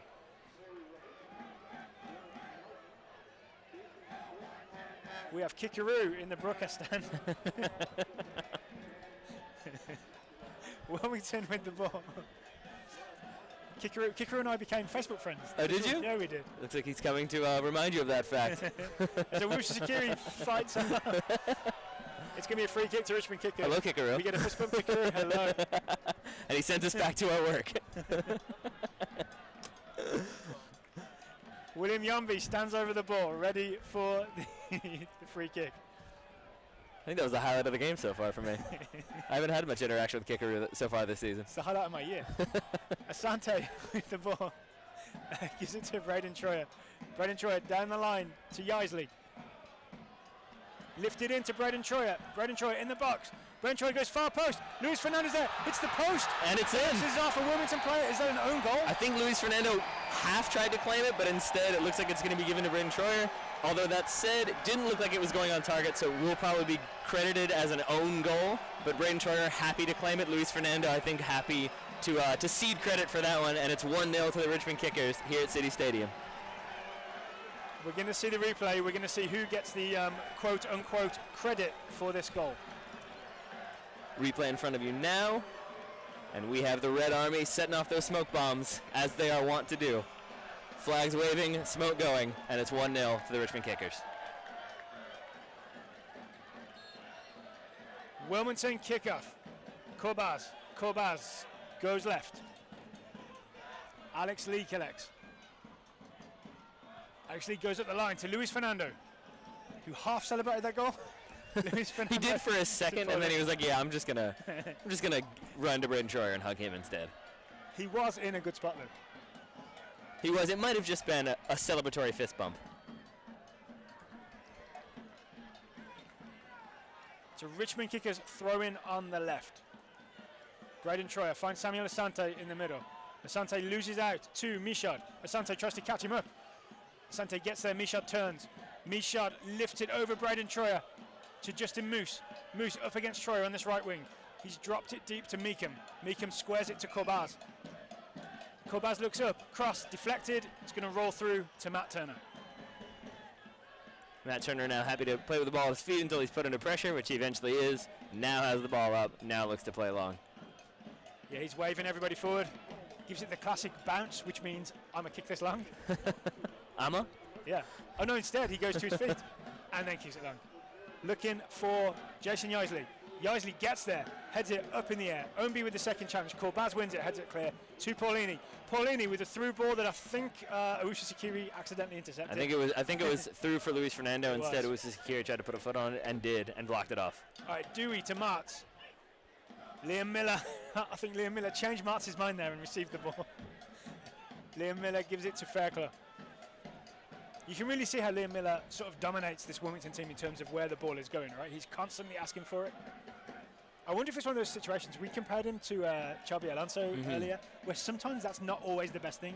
It's not. Because you don't take certain options because you're always looking for one player. Well, it's also not because, as we said in the first half, if you're always playing it to him, he's in the middle and he's in a more defensive position. He's not really going to help you offensively. He's getting a little bit more forward this half. You're also seeing Corbaz drop off a little bit, which is what we expected they might try to do, and that's why they're able to get a little bit more possession going through the middle are Wilmington. Braden Troyer just gave up a throw-in for Wilmington. Now Corbaz on the ball. Corbaz goes back to Fairclough. Fairclough squares it to Peroni. Peroni looks up, brings it forward. Peroni with a great pass into the channel for Dewey. Dewey's going to get there. Dewey's going to pass it in low. Intercepted. And the kicker's coming away with it. Luis Fernando, loose ball, looking for Sakiri, didn't find him. Now Liam Miller has it. Miller turns away from Jason Yaisley. Liam Miller finds the feet of Mars. Yaisley with a step over and turn. He has the ball. He pokes it into the path of Luis Fernando. Luis Fernando down the right. Here he goes. Luis Fernando, he's looking up, looking for that pass. Cuts back, still looking for that pass. Finds Awusu Sakiri. Awusu Sakiri is dispossessed by Michaud. Michaud short to Peroni. Peroni square to Fairclough. Fairclough back to Peroni. Peroni bypasses Liam Miller, gives it to Dewey. Dewey gives it to Miller this time. Miller's looking up. He's got a big square ball out to Meekham. He finds him. Meekham, good touch, brings it down nicely. Meekham looking for the pass, gives it to Corbaz. Corbaz back to Fairclough.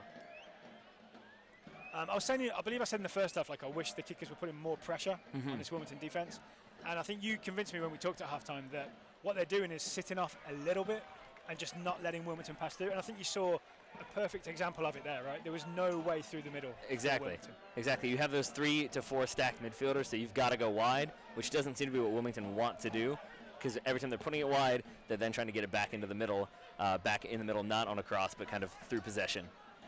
That said, Liam Miller does find feet, but tackled by Brian Ownby. It's going to be a free kick to the Wilmington Hammerheads.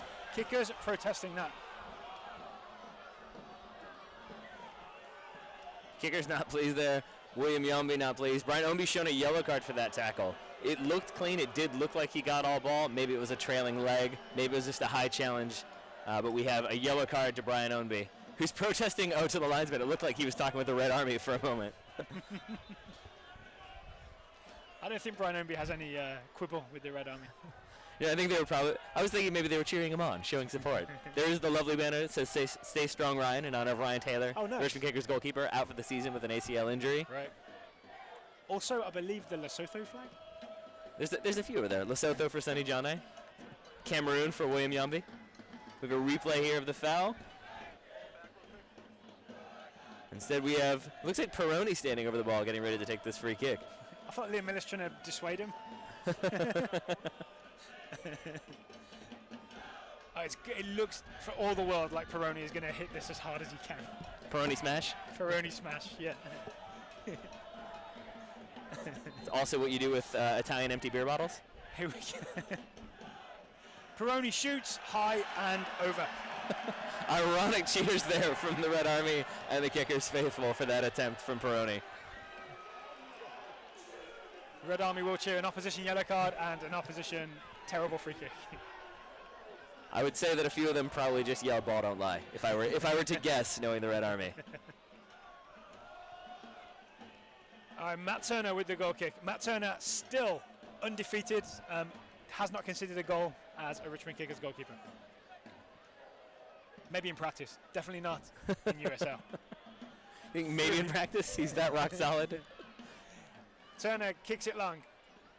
Barnes-Homer misses the header. Ownby wins it after the second bounce and wins a free kick. It's going to be a Richmond Kickers free kick on the left side. If you're Lee Calishaw, are you at all worried about that yellow card that Brian Ownby's picked up? We talked about how he can be a physical player. He goes in hard on challenges. To pick up, I would say is that if Brian Ownby didn't pick up a yellow card. Well, I'd say that's a harsh yellow card, but to pick it up relatively early on, we're not even 15 minutes in, almost 15 minutes in now. I would say that's maybe a sign of caution for the kickers, and maybe it is literally a sign of caution for Brian Ownby. Yaisley just went down after a clash in the air with Peroni. Peroni doing the Italian two hands hand gesture of what's going on. But it is definitely a free kick to the Richmond Kickers. I don't know if I'd be worried because it seemed like a very debatable yellow card. I'd have to see another replay, which I can't. I only saw it live. I don't know.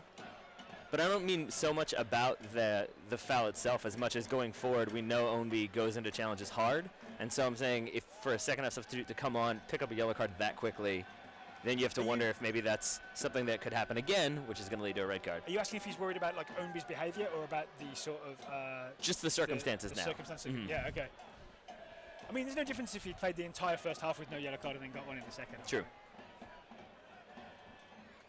I also think Ownby's professional enough to know to be a little bit careful for the next 35 minutes or so. At least a little bit. Free kick from Luis Fernando. Too low. Easily headed clear by Corbaz. Collected by Asante with a step over and a turn and a pass out left to Braden Troyer. Braden Troyer goes down the line to... Is that William Yumbu with a... It was, with a quick little back heel flick. Didn't come off. Now Wilmington possess. Played in.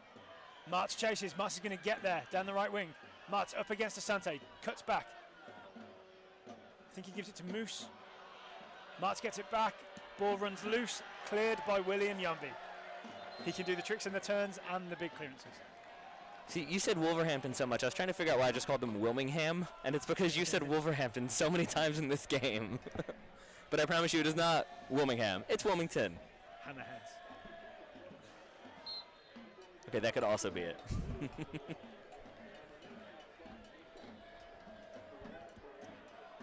We have a Wilmington substitution. We do indeed. It's yeah, Lowell, the forward who missed the penalty last week. Also won the penalty. Also won the penalty. He is on the pitch for Michaud. Okay, so we may see sort of a... I was thinking a two-man forward line, but it looks more like Lowell is going to play left wing here. Ball into the path of Luis Fernando, who is onside. It hits him in the air, it falls, and Peroni is able to clear. Collected by Lowell. Now Lowell has it down this wing, keeps it in. Lowell's accelerating. Luis Fernando catching him up. Played it to Barnes-Homer, who just managed to control it. Corbaz collects. Corbaz goes all the way to the right. Big diagonal switch. Braden Troyer misses it. Did enough to put Martz off. He did. The Richmond Kickers win a throw in. That's the Kickers example of something accidentally working out. So from what I saw of Lowell last week in the highlights, he won that penalty with a quick turn. I also saw him many times have sort of a good acceleration, then a sharp turn. So Alex Lee's going to have to be careful because he's going to have Lowell running at him. The good news for Kickers fans, Alex Lee, always careful. Yaisley in the box. Yaisley crosses, looking for Uwusu-Sakiri. He gets his foot to it. The volley is just over. Uwusu-Sakiri saw that ball come in over his shoulder, over two defenders. Does a good job to get a foot to it at all. Obviously seeing it late, but can't put it on frame. Instead, it's out for a goal kick. But good bit of skill there from Uwusu-Sakiri to track that ball. And you're going to get a replay of that move right now. And you'll see just how close Uwusu-Sakiri was to the goal. Meanwhile, Smits kicks it long. Barnes-Homer misses it in the air. Hugh Roberts collects, gives it to Paulini. Paulini's through ball takes a deflection. Sakiri's through ball takes a deflection. Yaisley is ruled offside. I think he was coming back from an offside position, didn't quite get back over the line.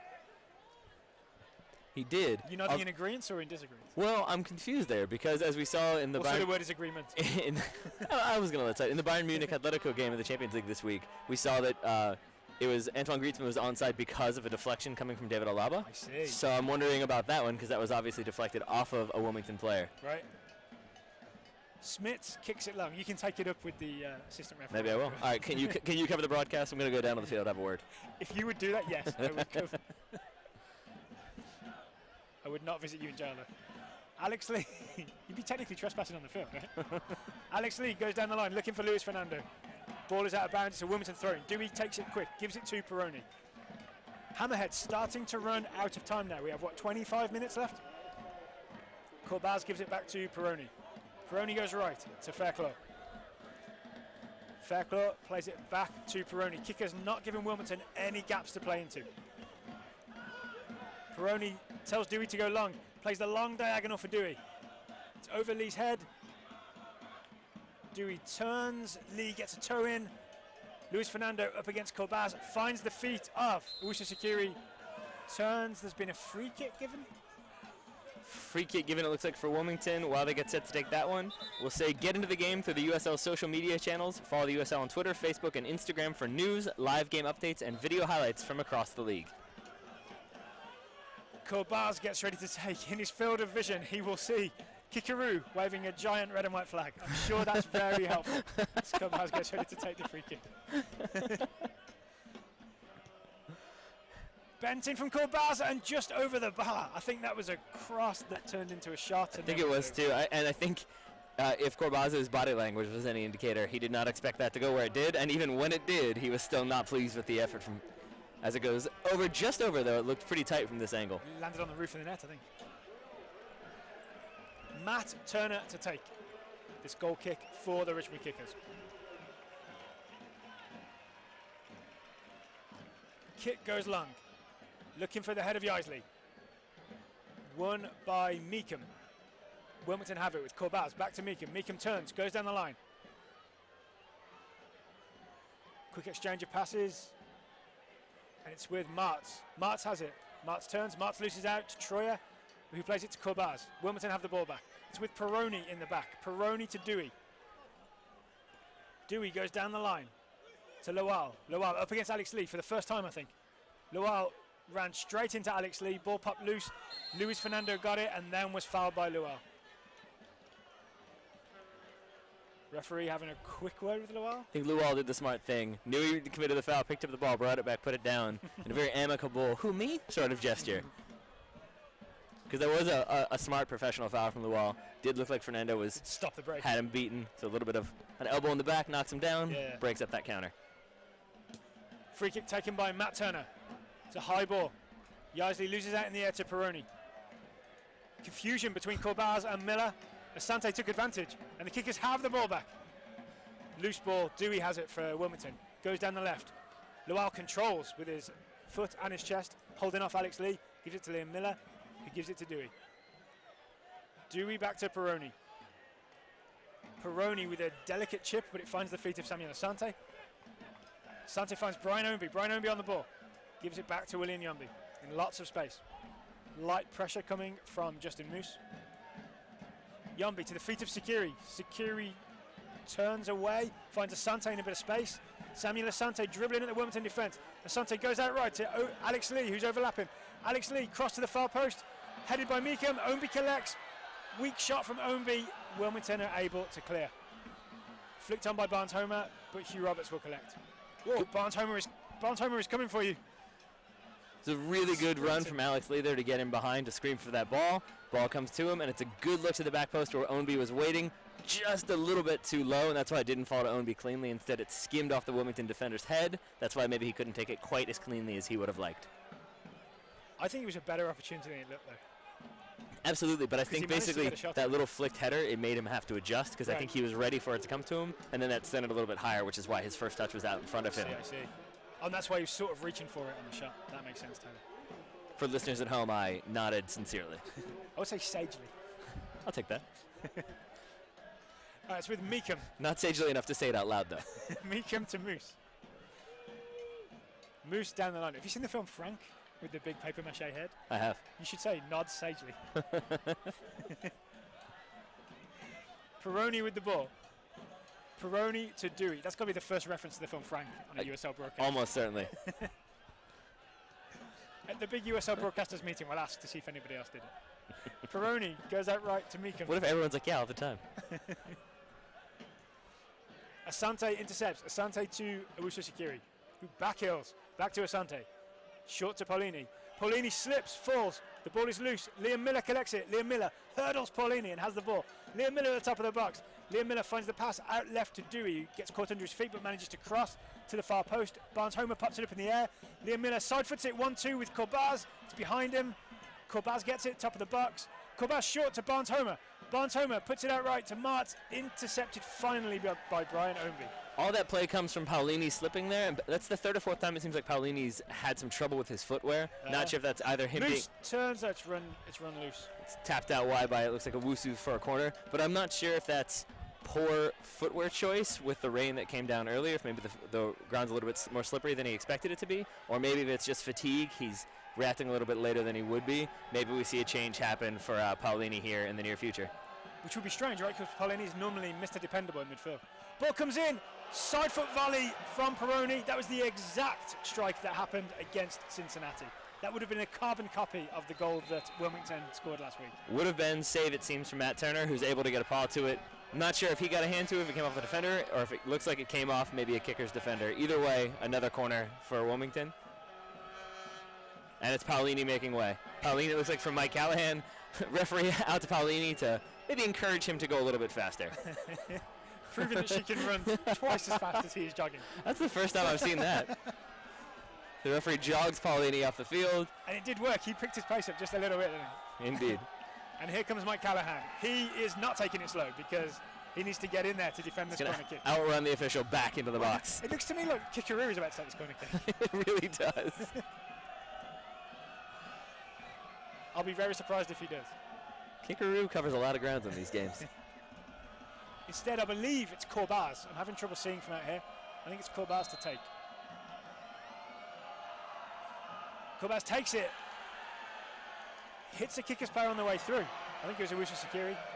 And the ball is cleared. It's going to be a Wilmington throw-in with about 20 minutes left to play.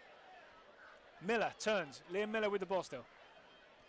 Looking for options. Gives it to Peroni, who just had that volley at goal. Peroni goes diagonal and left to Dewey. Dewey crosses into the box. We had a player go down in the box. We have a shot from distance from Liam Miller. Blocked, rebounded. Out we come. Ownby goes down, wins a free kick. Ownby takes it quickly. Too quickly? Too quickly. It looks like it's going to be called back. Ball might still have been moving, or it might be that a Wilmington player was too close in on it. Regardless, it's going to be a retake of that free kick. Or a re-kick of that free take? I'm not sure. It's a free kick. There we go. Coming up for the Richmond kickers.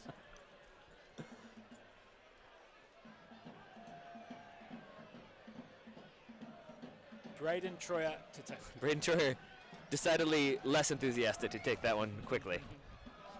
Well, the quick break wasn't on, right? As soon as the first time didn't work. Hugh Roberts finds Owusu Sakiri who's about to go. To Mike Callahan. Callahan's ball is loose. Peroni picks it off. Owusu Sakiri picks off his heavy touch. Yaisley with an almost nice turn. Gets the ball back. Finds Alex Lee down the right. Alex Lee's onside. He's got Ownby wide open to the back post if you can find him. He could not. He found the head of Fairclough as he crossed it in. Lee goes low. This time Fairclough blocks again, and Fairclough clears with his left foot. Clears it high. Hugh Roberts gently brings it down. Samuel Asante with it. Exchanges passes with Brian Ownby. That pass was heavy. Kickers still have it. Hugh Roberts has the ball. Hugh Roberts into the feet of Owusu Sakiri, who's given it up to Corbaz. Now Wilmington can break with Lowell. Lowell goes down the left. Lowell's getting away from Mike Callahan. Lowell slows it up.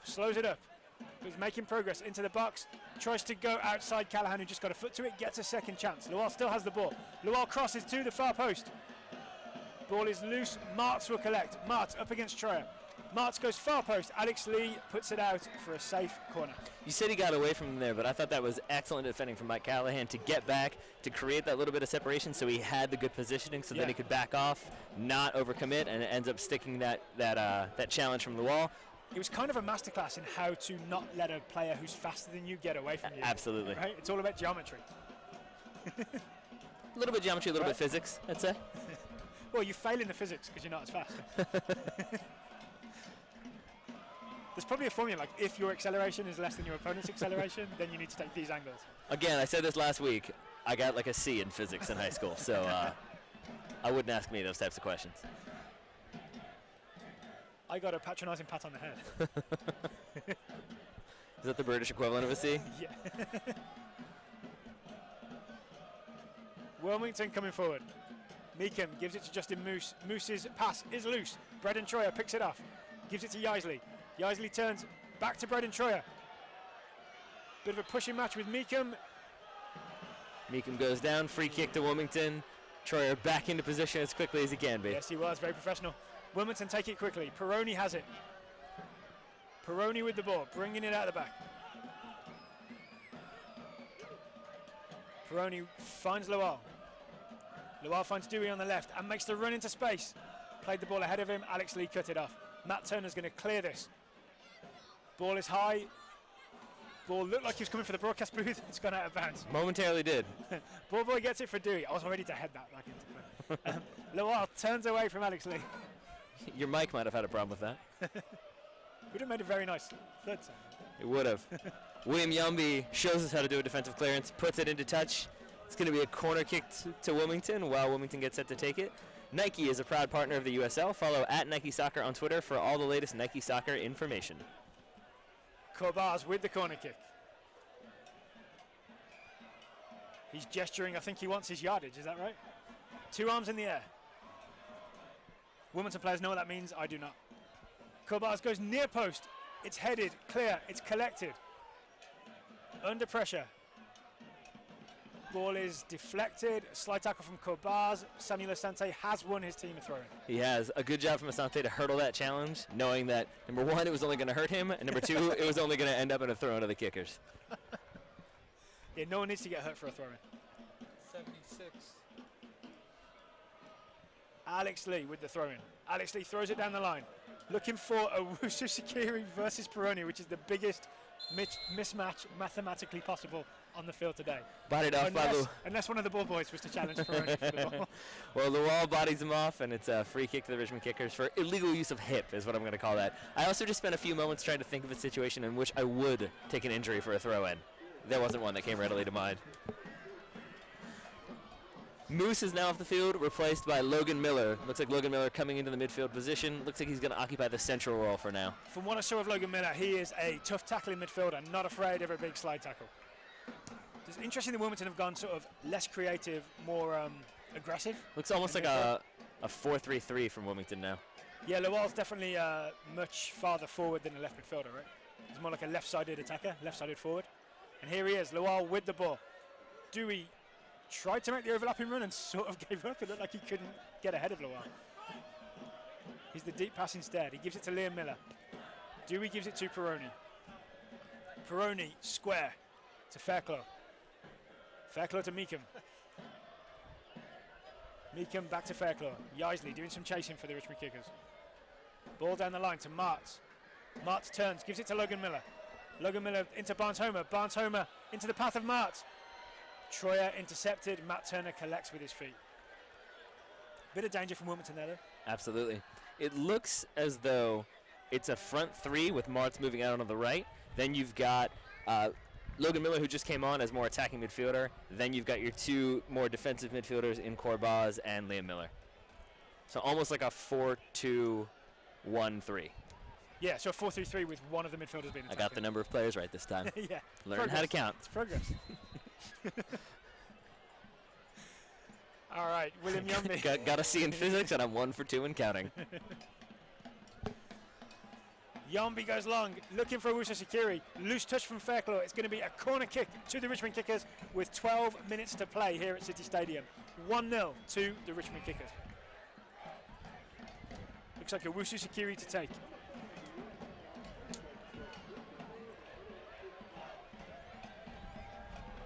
Kickers, for the first time, have not sent everybody forward. It looks like William Yombi has stayed back. Corner comes in from Urusa Sakiri. Hugh Roberts gets the head to it. Headed clear by Dewey. Overhead kick from Brian Ownby is just wide. You applaud the creativity. Goal kick taken short. Wilmington now with the ball on the left-hand side of the field, trying to get that counter going. Stalls a bit, and now possessing out of the back. Corbaz gives it to Liam Miller. Liam Miller looks up, goes right to Meekum. Meekum back to Liam Miller. Liam Miller to Corbaz. Corbaz has Dewey out here on the left in a bit of space. Dewey collects. Brian Ownby is across to close. Now it's Dewey up against Brian Ownby. He dribbles infield. He finds the feet of Corbaz. He looks up. He goes short to Barnes-Homer. Barnes-Homer gives the ball loosely to Luis Fernando. Fernando gives it to Yaisley. Yaisley's on a bit of a break. He's got Ownby and Arusa Sakiri in the middle. He looks up. He goes backwards to Braden Troyer. Troyer goes short to Samuel Asante.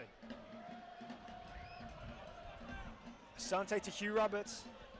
It's a difficult ball to deal with, but he did well to just take it on his chest and keep it calm. Now Alex Lee getting forward. Alex Lee still coming forward. Alex Lee lifts it, looking for Ownby. Ownby's onside. Brian Ownby, the right-hand side of the box. Ownby in low. Volley from Alex Lee, saved by Smits. Cleared by Peroni.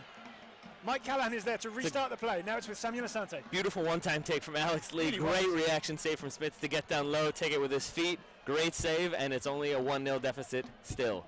And we just saw Logan Miller go into one of those slide tackles, win the ball, but he's limping. It looks like Miller was down on the ground with Samuel Asante for that tackle. Daryl Grove and I are very fond of specific predictions. That was a very specific prediction. Come good for you, Mr. Grove. For Logan Miller? Exactly. Oh, yeah. You told me before the broadcast he's a tough tackling midfielder. You told me when he came on he's a tough tackling midfielder. There's your tough tackle in the midfield. Not quite as tough as Samuel Asante. So it seems. Only one of those men is limping right now. Substitution for Wilmington now.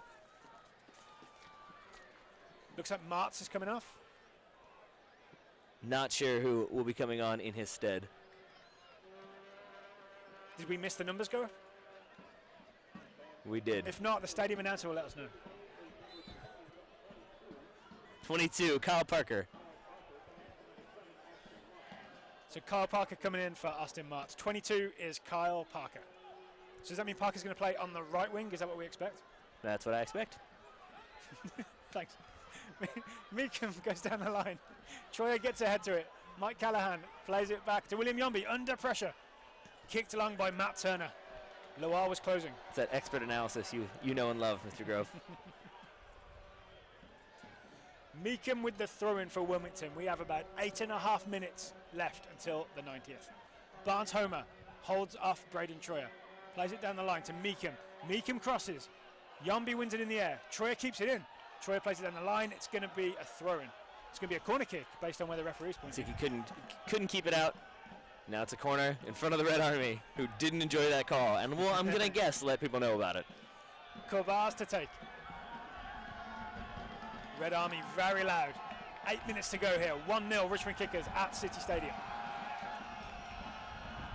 Corner from Corbaz. Meekum gets ahead to it. Into the box. Roberts goes through. Luis Fernando clears. Smits is way out of his box.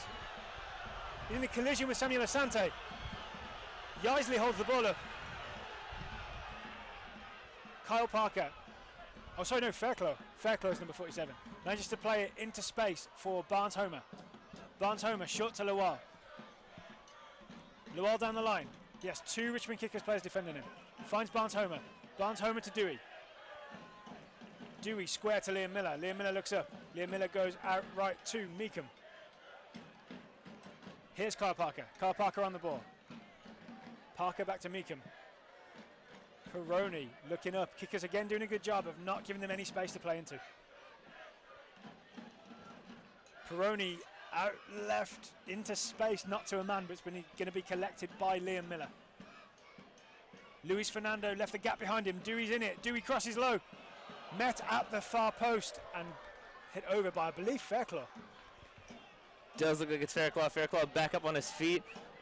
While it might be tempting to credit that opportunity or blame that opportunity on the Richmond defender who's tracking Fairclough, it is actually, as you mentioned, Daryl, Luis Fernando. That's the second time now he's kind of stood level with his man but facing the play, man able to get in behind. And that's something the kickers are going to need to keep an eye on. It's something Alex Lee's been keeping an eye on because multiple times this half I've seen him direct Luis Fernando out wide to make sure he's marking his man.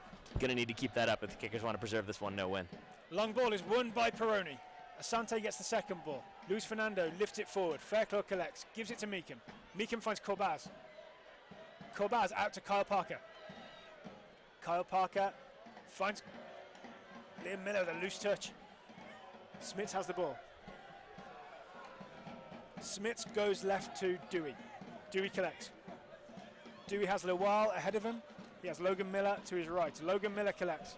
Logan Miller looks up. Logan Miller goes into the channel. Alex Lee gets his head to it. Dewey collects the ball. Dewey up against Luis Fernando. Dewey gives it to Logan Miller. Logan Miller across the field to Fairclough in the back. Fairclough to Peroni. Peroni brings it forward. He's got the open-handed gesture of a man with no passing options. Fairclough passes it short. Kyle Parker turns away from Mike Callahan. Gives it to Meekham. Meekham back to Corbaz. Corbaz to Peroni. They are inching closer to the Richmond kickers penalty area, I'll say that. Inching being the operative word? Yeah, but you get there eventually. Liam Miller with the ball. Liam Miller outright to Meekham, who did have a bit of space. Braden Troyer comes to close him down. Cross from Meekham is low. A misclearance and then an actual clearance for William Yombi. Fans, keep up to date with the USL all season long by visiting the new USLsoccer.com for everything you need to know about the USL. Fairclough gives it to Smith and gets it back. Kind of telling that Wilmington are starting to build some pressure, the fact that you had to wait to get that read in. Liam Miller comes forward with it. I would say it's telling that they had some pressure, but I still felt like there were multiple times that I could have gotten that read in because they were possessing but not really going anywhere with that possession. Ill-advised Cruyff turn from Logan Miller. Kickers pick it off. Logan Miller. Liam Miller saved him in the end. He blocked Luis Fernando's pass. Tried to force that ball through to Isley, intercepted. Now Wilmington possess and break past midfield. Just because you wear number 14 doesn't mean you can Cruyff turn anytime you feel like it. Barnes Homer with the ball. Corbaz loses out. Wilmington get it back. Now Liam Miller gives it short to Logan Miller. Gets a second chance. Gets it out wide to Dewey. Dewey this time. Into the feet of Lawal. One touch takes him wide. Crosses it in. Good header from William Yombi to clear. Now Peroni. Peroni, a low pass into Kyle Parker. Tackled by Braden Troyer. Kickers still have it. Braden Troyer still has it. Gives it to Awusa Sakiri. Awusa Sakiri almost released Jason Yaisley. A good sort of diving backhill block tackle from Dewey. It was. I think he cleared that with his heel, which is mightily impressive. Any body part except the hands will work in that situation. Right? Here comes Logan Miller. Logan Miller trying to make some space. Awusa Sakiri read that shot. He got the email that Logan Miller sent him about that shot coming. Ownby unable to clear effectively. Wilmington still with the ball on the far touchline. Here's Fairclough. Fairclough, a step over and a move and a pass. A little too far ahead of Loire. And now Luis Fernando has it in his own box. Gives it to Awusa Sakiri and runs forward. Awusa Sakiri with a nicely weighted pass back to Luis Fernando, who gets fouled by Dewey on the way through. Pulled back by Dewey. It was basically Luis Fernando's left hand grab, pulled back behind him. A yellow card to Dewey for the professional foul, breaking up that counter. Stopping the break, right? It was a dangerous play from the Richmond kickers. We have about 2.5 minutes left on the clock. And looks like now Luis Fernando, he who was fouled, now shall make way. Luis Fernando coming off. Looks like this broadcast got very formal. That's how I do it, my friend. That's how I do it. Looks like Anthony Grant coming on for the Richmond kickers. Interesting. Is Anthony Grant going to play centre forward and Yaisley come to the right, or is Anthony Grant going to play on the right wing? I'm going to assume he's going to play on the right wing. I feel like when you have the player who's played the entire game, you don't move into a position that requires more running when you've got fresh legs on the field. That is what they call common sense. Thank you. Yeah, and you're right. Anthony Grant is coming to this right-hand side. Awusa Sakiri just made a run forward into space. Callahan spotted it. Awusa Sakiri pushed in the box by Peroni. Referee not interested. Never looked inclined to give that one. It was a smart move from Awusa Sakiri, though. Not the going down if he wasn't fouled, but the the move into space. And Absolutely. Callahan spotted it and chipped it. I think he shouted 8 iron as he ran. That's the kind of chip that Callahan put on it. Travis Pittman now looks like coming in from warming up, taking off the warm-up, taking off the penny. Looks like he'll be coming on as well. More defensive substitution for the Richmond Kickers. Maybe for Asante, have some fresh legs in central midfield. It's a solid shout. Or for one of your outside backs. Both Braden Troyer and Alex Lee have covered a lot of ground. Don't want to give up any now. Braden Troyer just lost out. Barnes-Homer keeps it in. Barnes-Homer gets away down the right. He's got some room to cross. He crosses far to the far post, too far.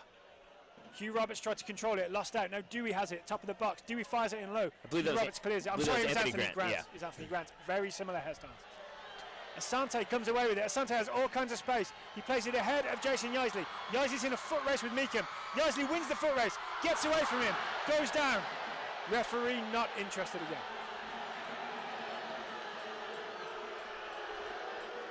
Fans here at City Stadium not pleased with that. Wilmington pleased to have the ball on the counter.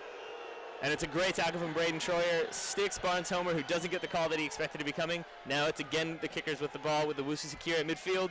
Ownby breaking forward on the left, gets the ball. Ownby on the left now. Lots of space. It looks like he's in no rush. It looks like he's going for the corner flag. Ownby holds it up, gives it to Yaisley. Grant is camped out at the far right. Yaisley holds it again. Yaisley goes down. And it's a goal kick for Wilmington. Richmond coach Lee Calishaw looks like still letting the official know that he was not pleased with that lack of a call for the possible penalty on Yaisley. I was wrong about hairstyles. Anthony Grant doesn't have the sharp edges. Hugh Roberts has. Winner in the air for Mike Callahan. It's to Samuel Asante. Wusu Security lets it run for Anthony Grant. Dewey intercepts, gives it back to Smits. Smits is going to go long. It looks like Fairclough has gone to play basically centre forward, old John Terry style. Logan Miller has the ball. I think Kyle Parker was fouled. Yeah. Kyle Parker was fouled. It's going to be a Wilmington free kick. Samuel Asante with, it looks like an inadvertent touch there. Quick to check on Kyle Parker, but it doesn't matter. It's a yellow card for Samuel Asante, who drops back as Wilmington gets set to take this free kick. Which may be one of the last chances they have. About 35, 40 yards from goal. No word on extra time here in City Stadium as Wilmington have all men forward. Smith's the goalkeeper roughly at midfield. Yeah, that didn't work out so well for him last time. I guess he's just there to pump that ball back in if needed. It's going to be Corbaz with the free kick. He's taking all the set pieces. Corbaz, it's going to be an easy catch for Matt Turner. The free kick from this angle was far too long. Anthony Grant is in space. Matt Turner has spotted him. He's thrown it out. That was a really impressive throw. Good touch from Grant. He nearly plays it back, turns around. I laughed because Anthony Grant turned to drop it back to Alex Lee, and Alex Lee just screamed, "Go!" And he screamed go, and he played the ball into his path. Oh no, sorry, it's Ownby. The ball's loose. Smits gets there. Logan Miller with a winner in midfield. Corbaz collects. Corbaz under pressure from Wusu Security. Dewey has it on the left now. Down the line. Taylor, have we seen how much added time there is? We have not. We have seen Travis Pittman still standing on the sidelines waiting to come in. Lawal with a shot from distance. It's blocked, not once but twice. He gets it back. Lawal shoots again. Matt Turner holds. Travis Pittman going to have a Perry Kitchen situation. I was thinking the same thing. He's going to get 12 seconds on the field or not even be allowed on the field. We'll see what happens. What's your call? Does Travis Pittman get onto the field or not before full time? I don't think so. Ball is held up on the left by Yaisley. He loses out. Corbaz has it in midfield. Corbaz plays it. William Yombi gets his head to it. Fairclough is down, but Barnes-Homer has given it to Liam Miller. Liam Miller to Lawal. Lawal with Alex Lee in his back. Kickers collect and get themselves a free kick. And now we'll have that change for the Richmond Kickers. Pittman does indeed make it onto the pitch. It looks like Asante is going to be the man to make way. I'm going to tack on eventually to that phrase. Referee already has spotted Asante walking slowly. Yep. She really read that situation quickly, right? She did. I really don't think I've seen this before. Have you, Mr. Grove? People being escorted off the field. Well, just with like a polite, happy jog. Yeah. It worked, right? And it's the right thing to do. Okay, here comes Travis Pittman. He's going to play defensive centre midfield where Samuel Asante was. Callahan and Pittman in midfield. Turner to take the goal kick for the Richmond Kickers. Turner's kick is too long. It's over the head of Brian Ownby. It's going to give Wilmington one more chance to Richmond Kickers head coach Lee Calishaw, the ball was going straight for him, and he took 2 steps to the right and got out of the way just to kill a few more seconds. Ownby holds it up. Bit of a battle with Parker. Corbaz bursts through the middle. Corbaz has the ball. It's loose. It's Awusa Sakiri with it. Awusa Sakiri has Grant ahead of him. And we have full time at City Stadium. 1-0 to the Richmond Kickers. Kickers were on a break. Yeah. Travis Pittman continues that run.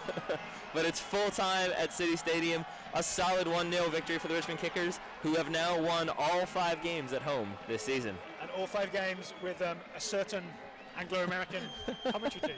Just saying. I think that's it. I think that's the key. It's your beautiful accent and my inability to do math. That's what's really keeping this ship afloat. But in actuality, it's the brilliant play of the Richmond Kickers.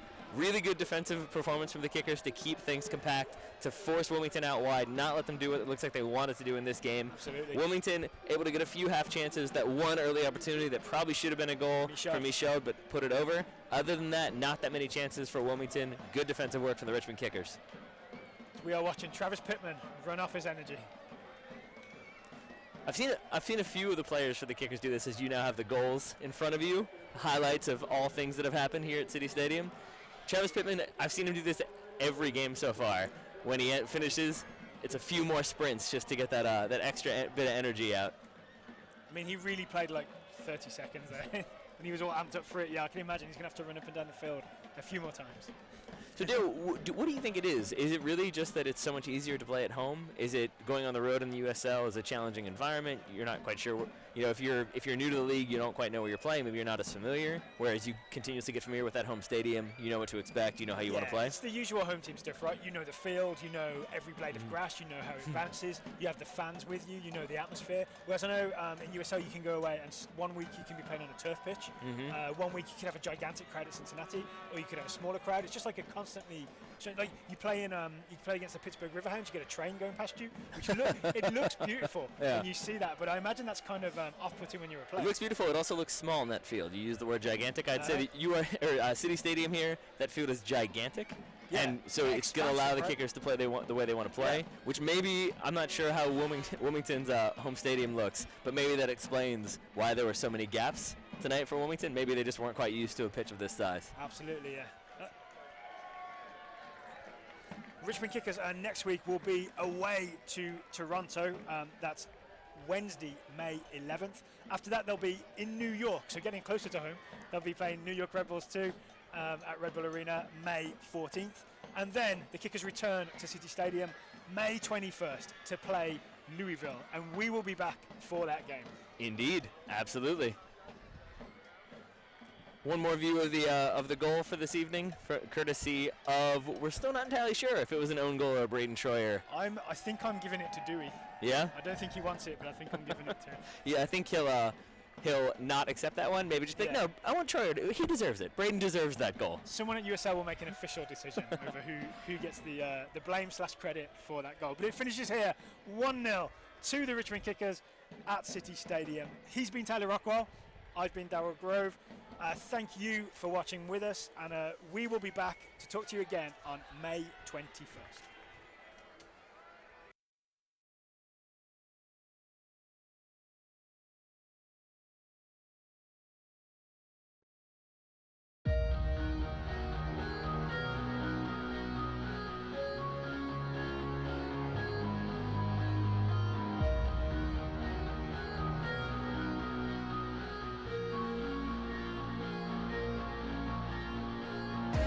Stretched out to the middle, back to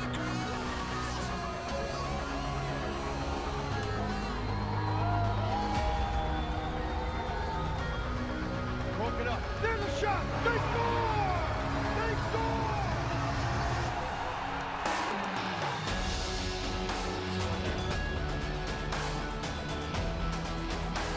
Bernardo Fords. It's in! Rochester!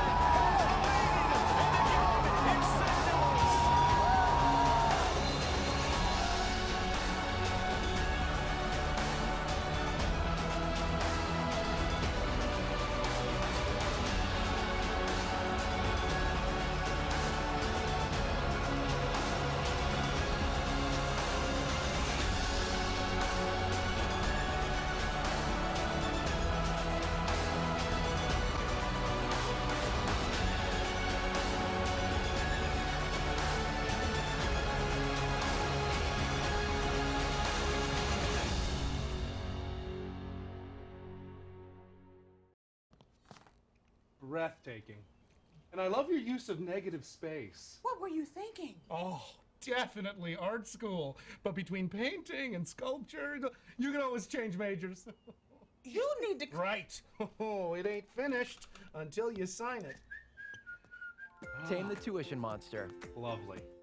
With Virginia 529 programs that help no matter where higher education dreams take them. This will be your lost masterpiece.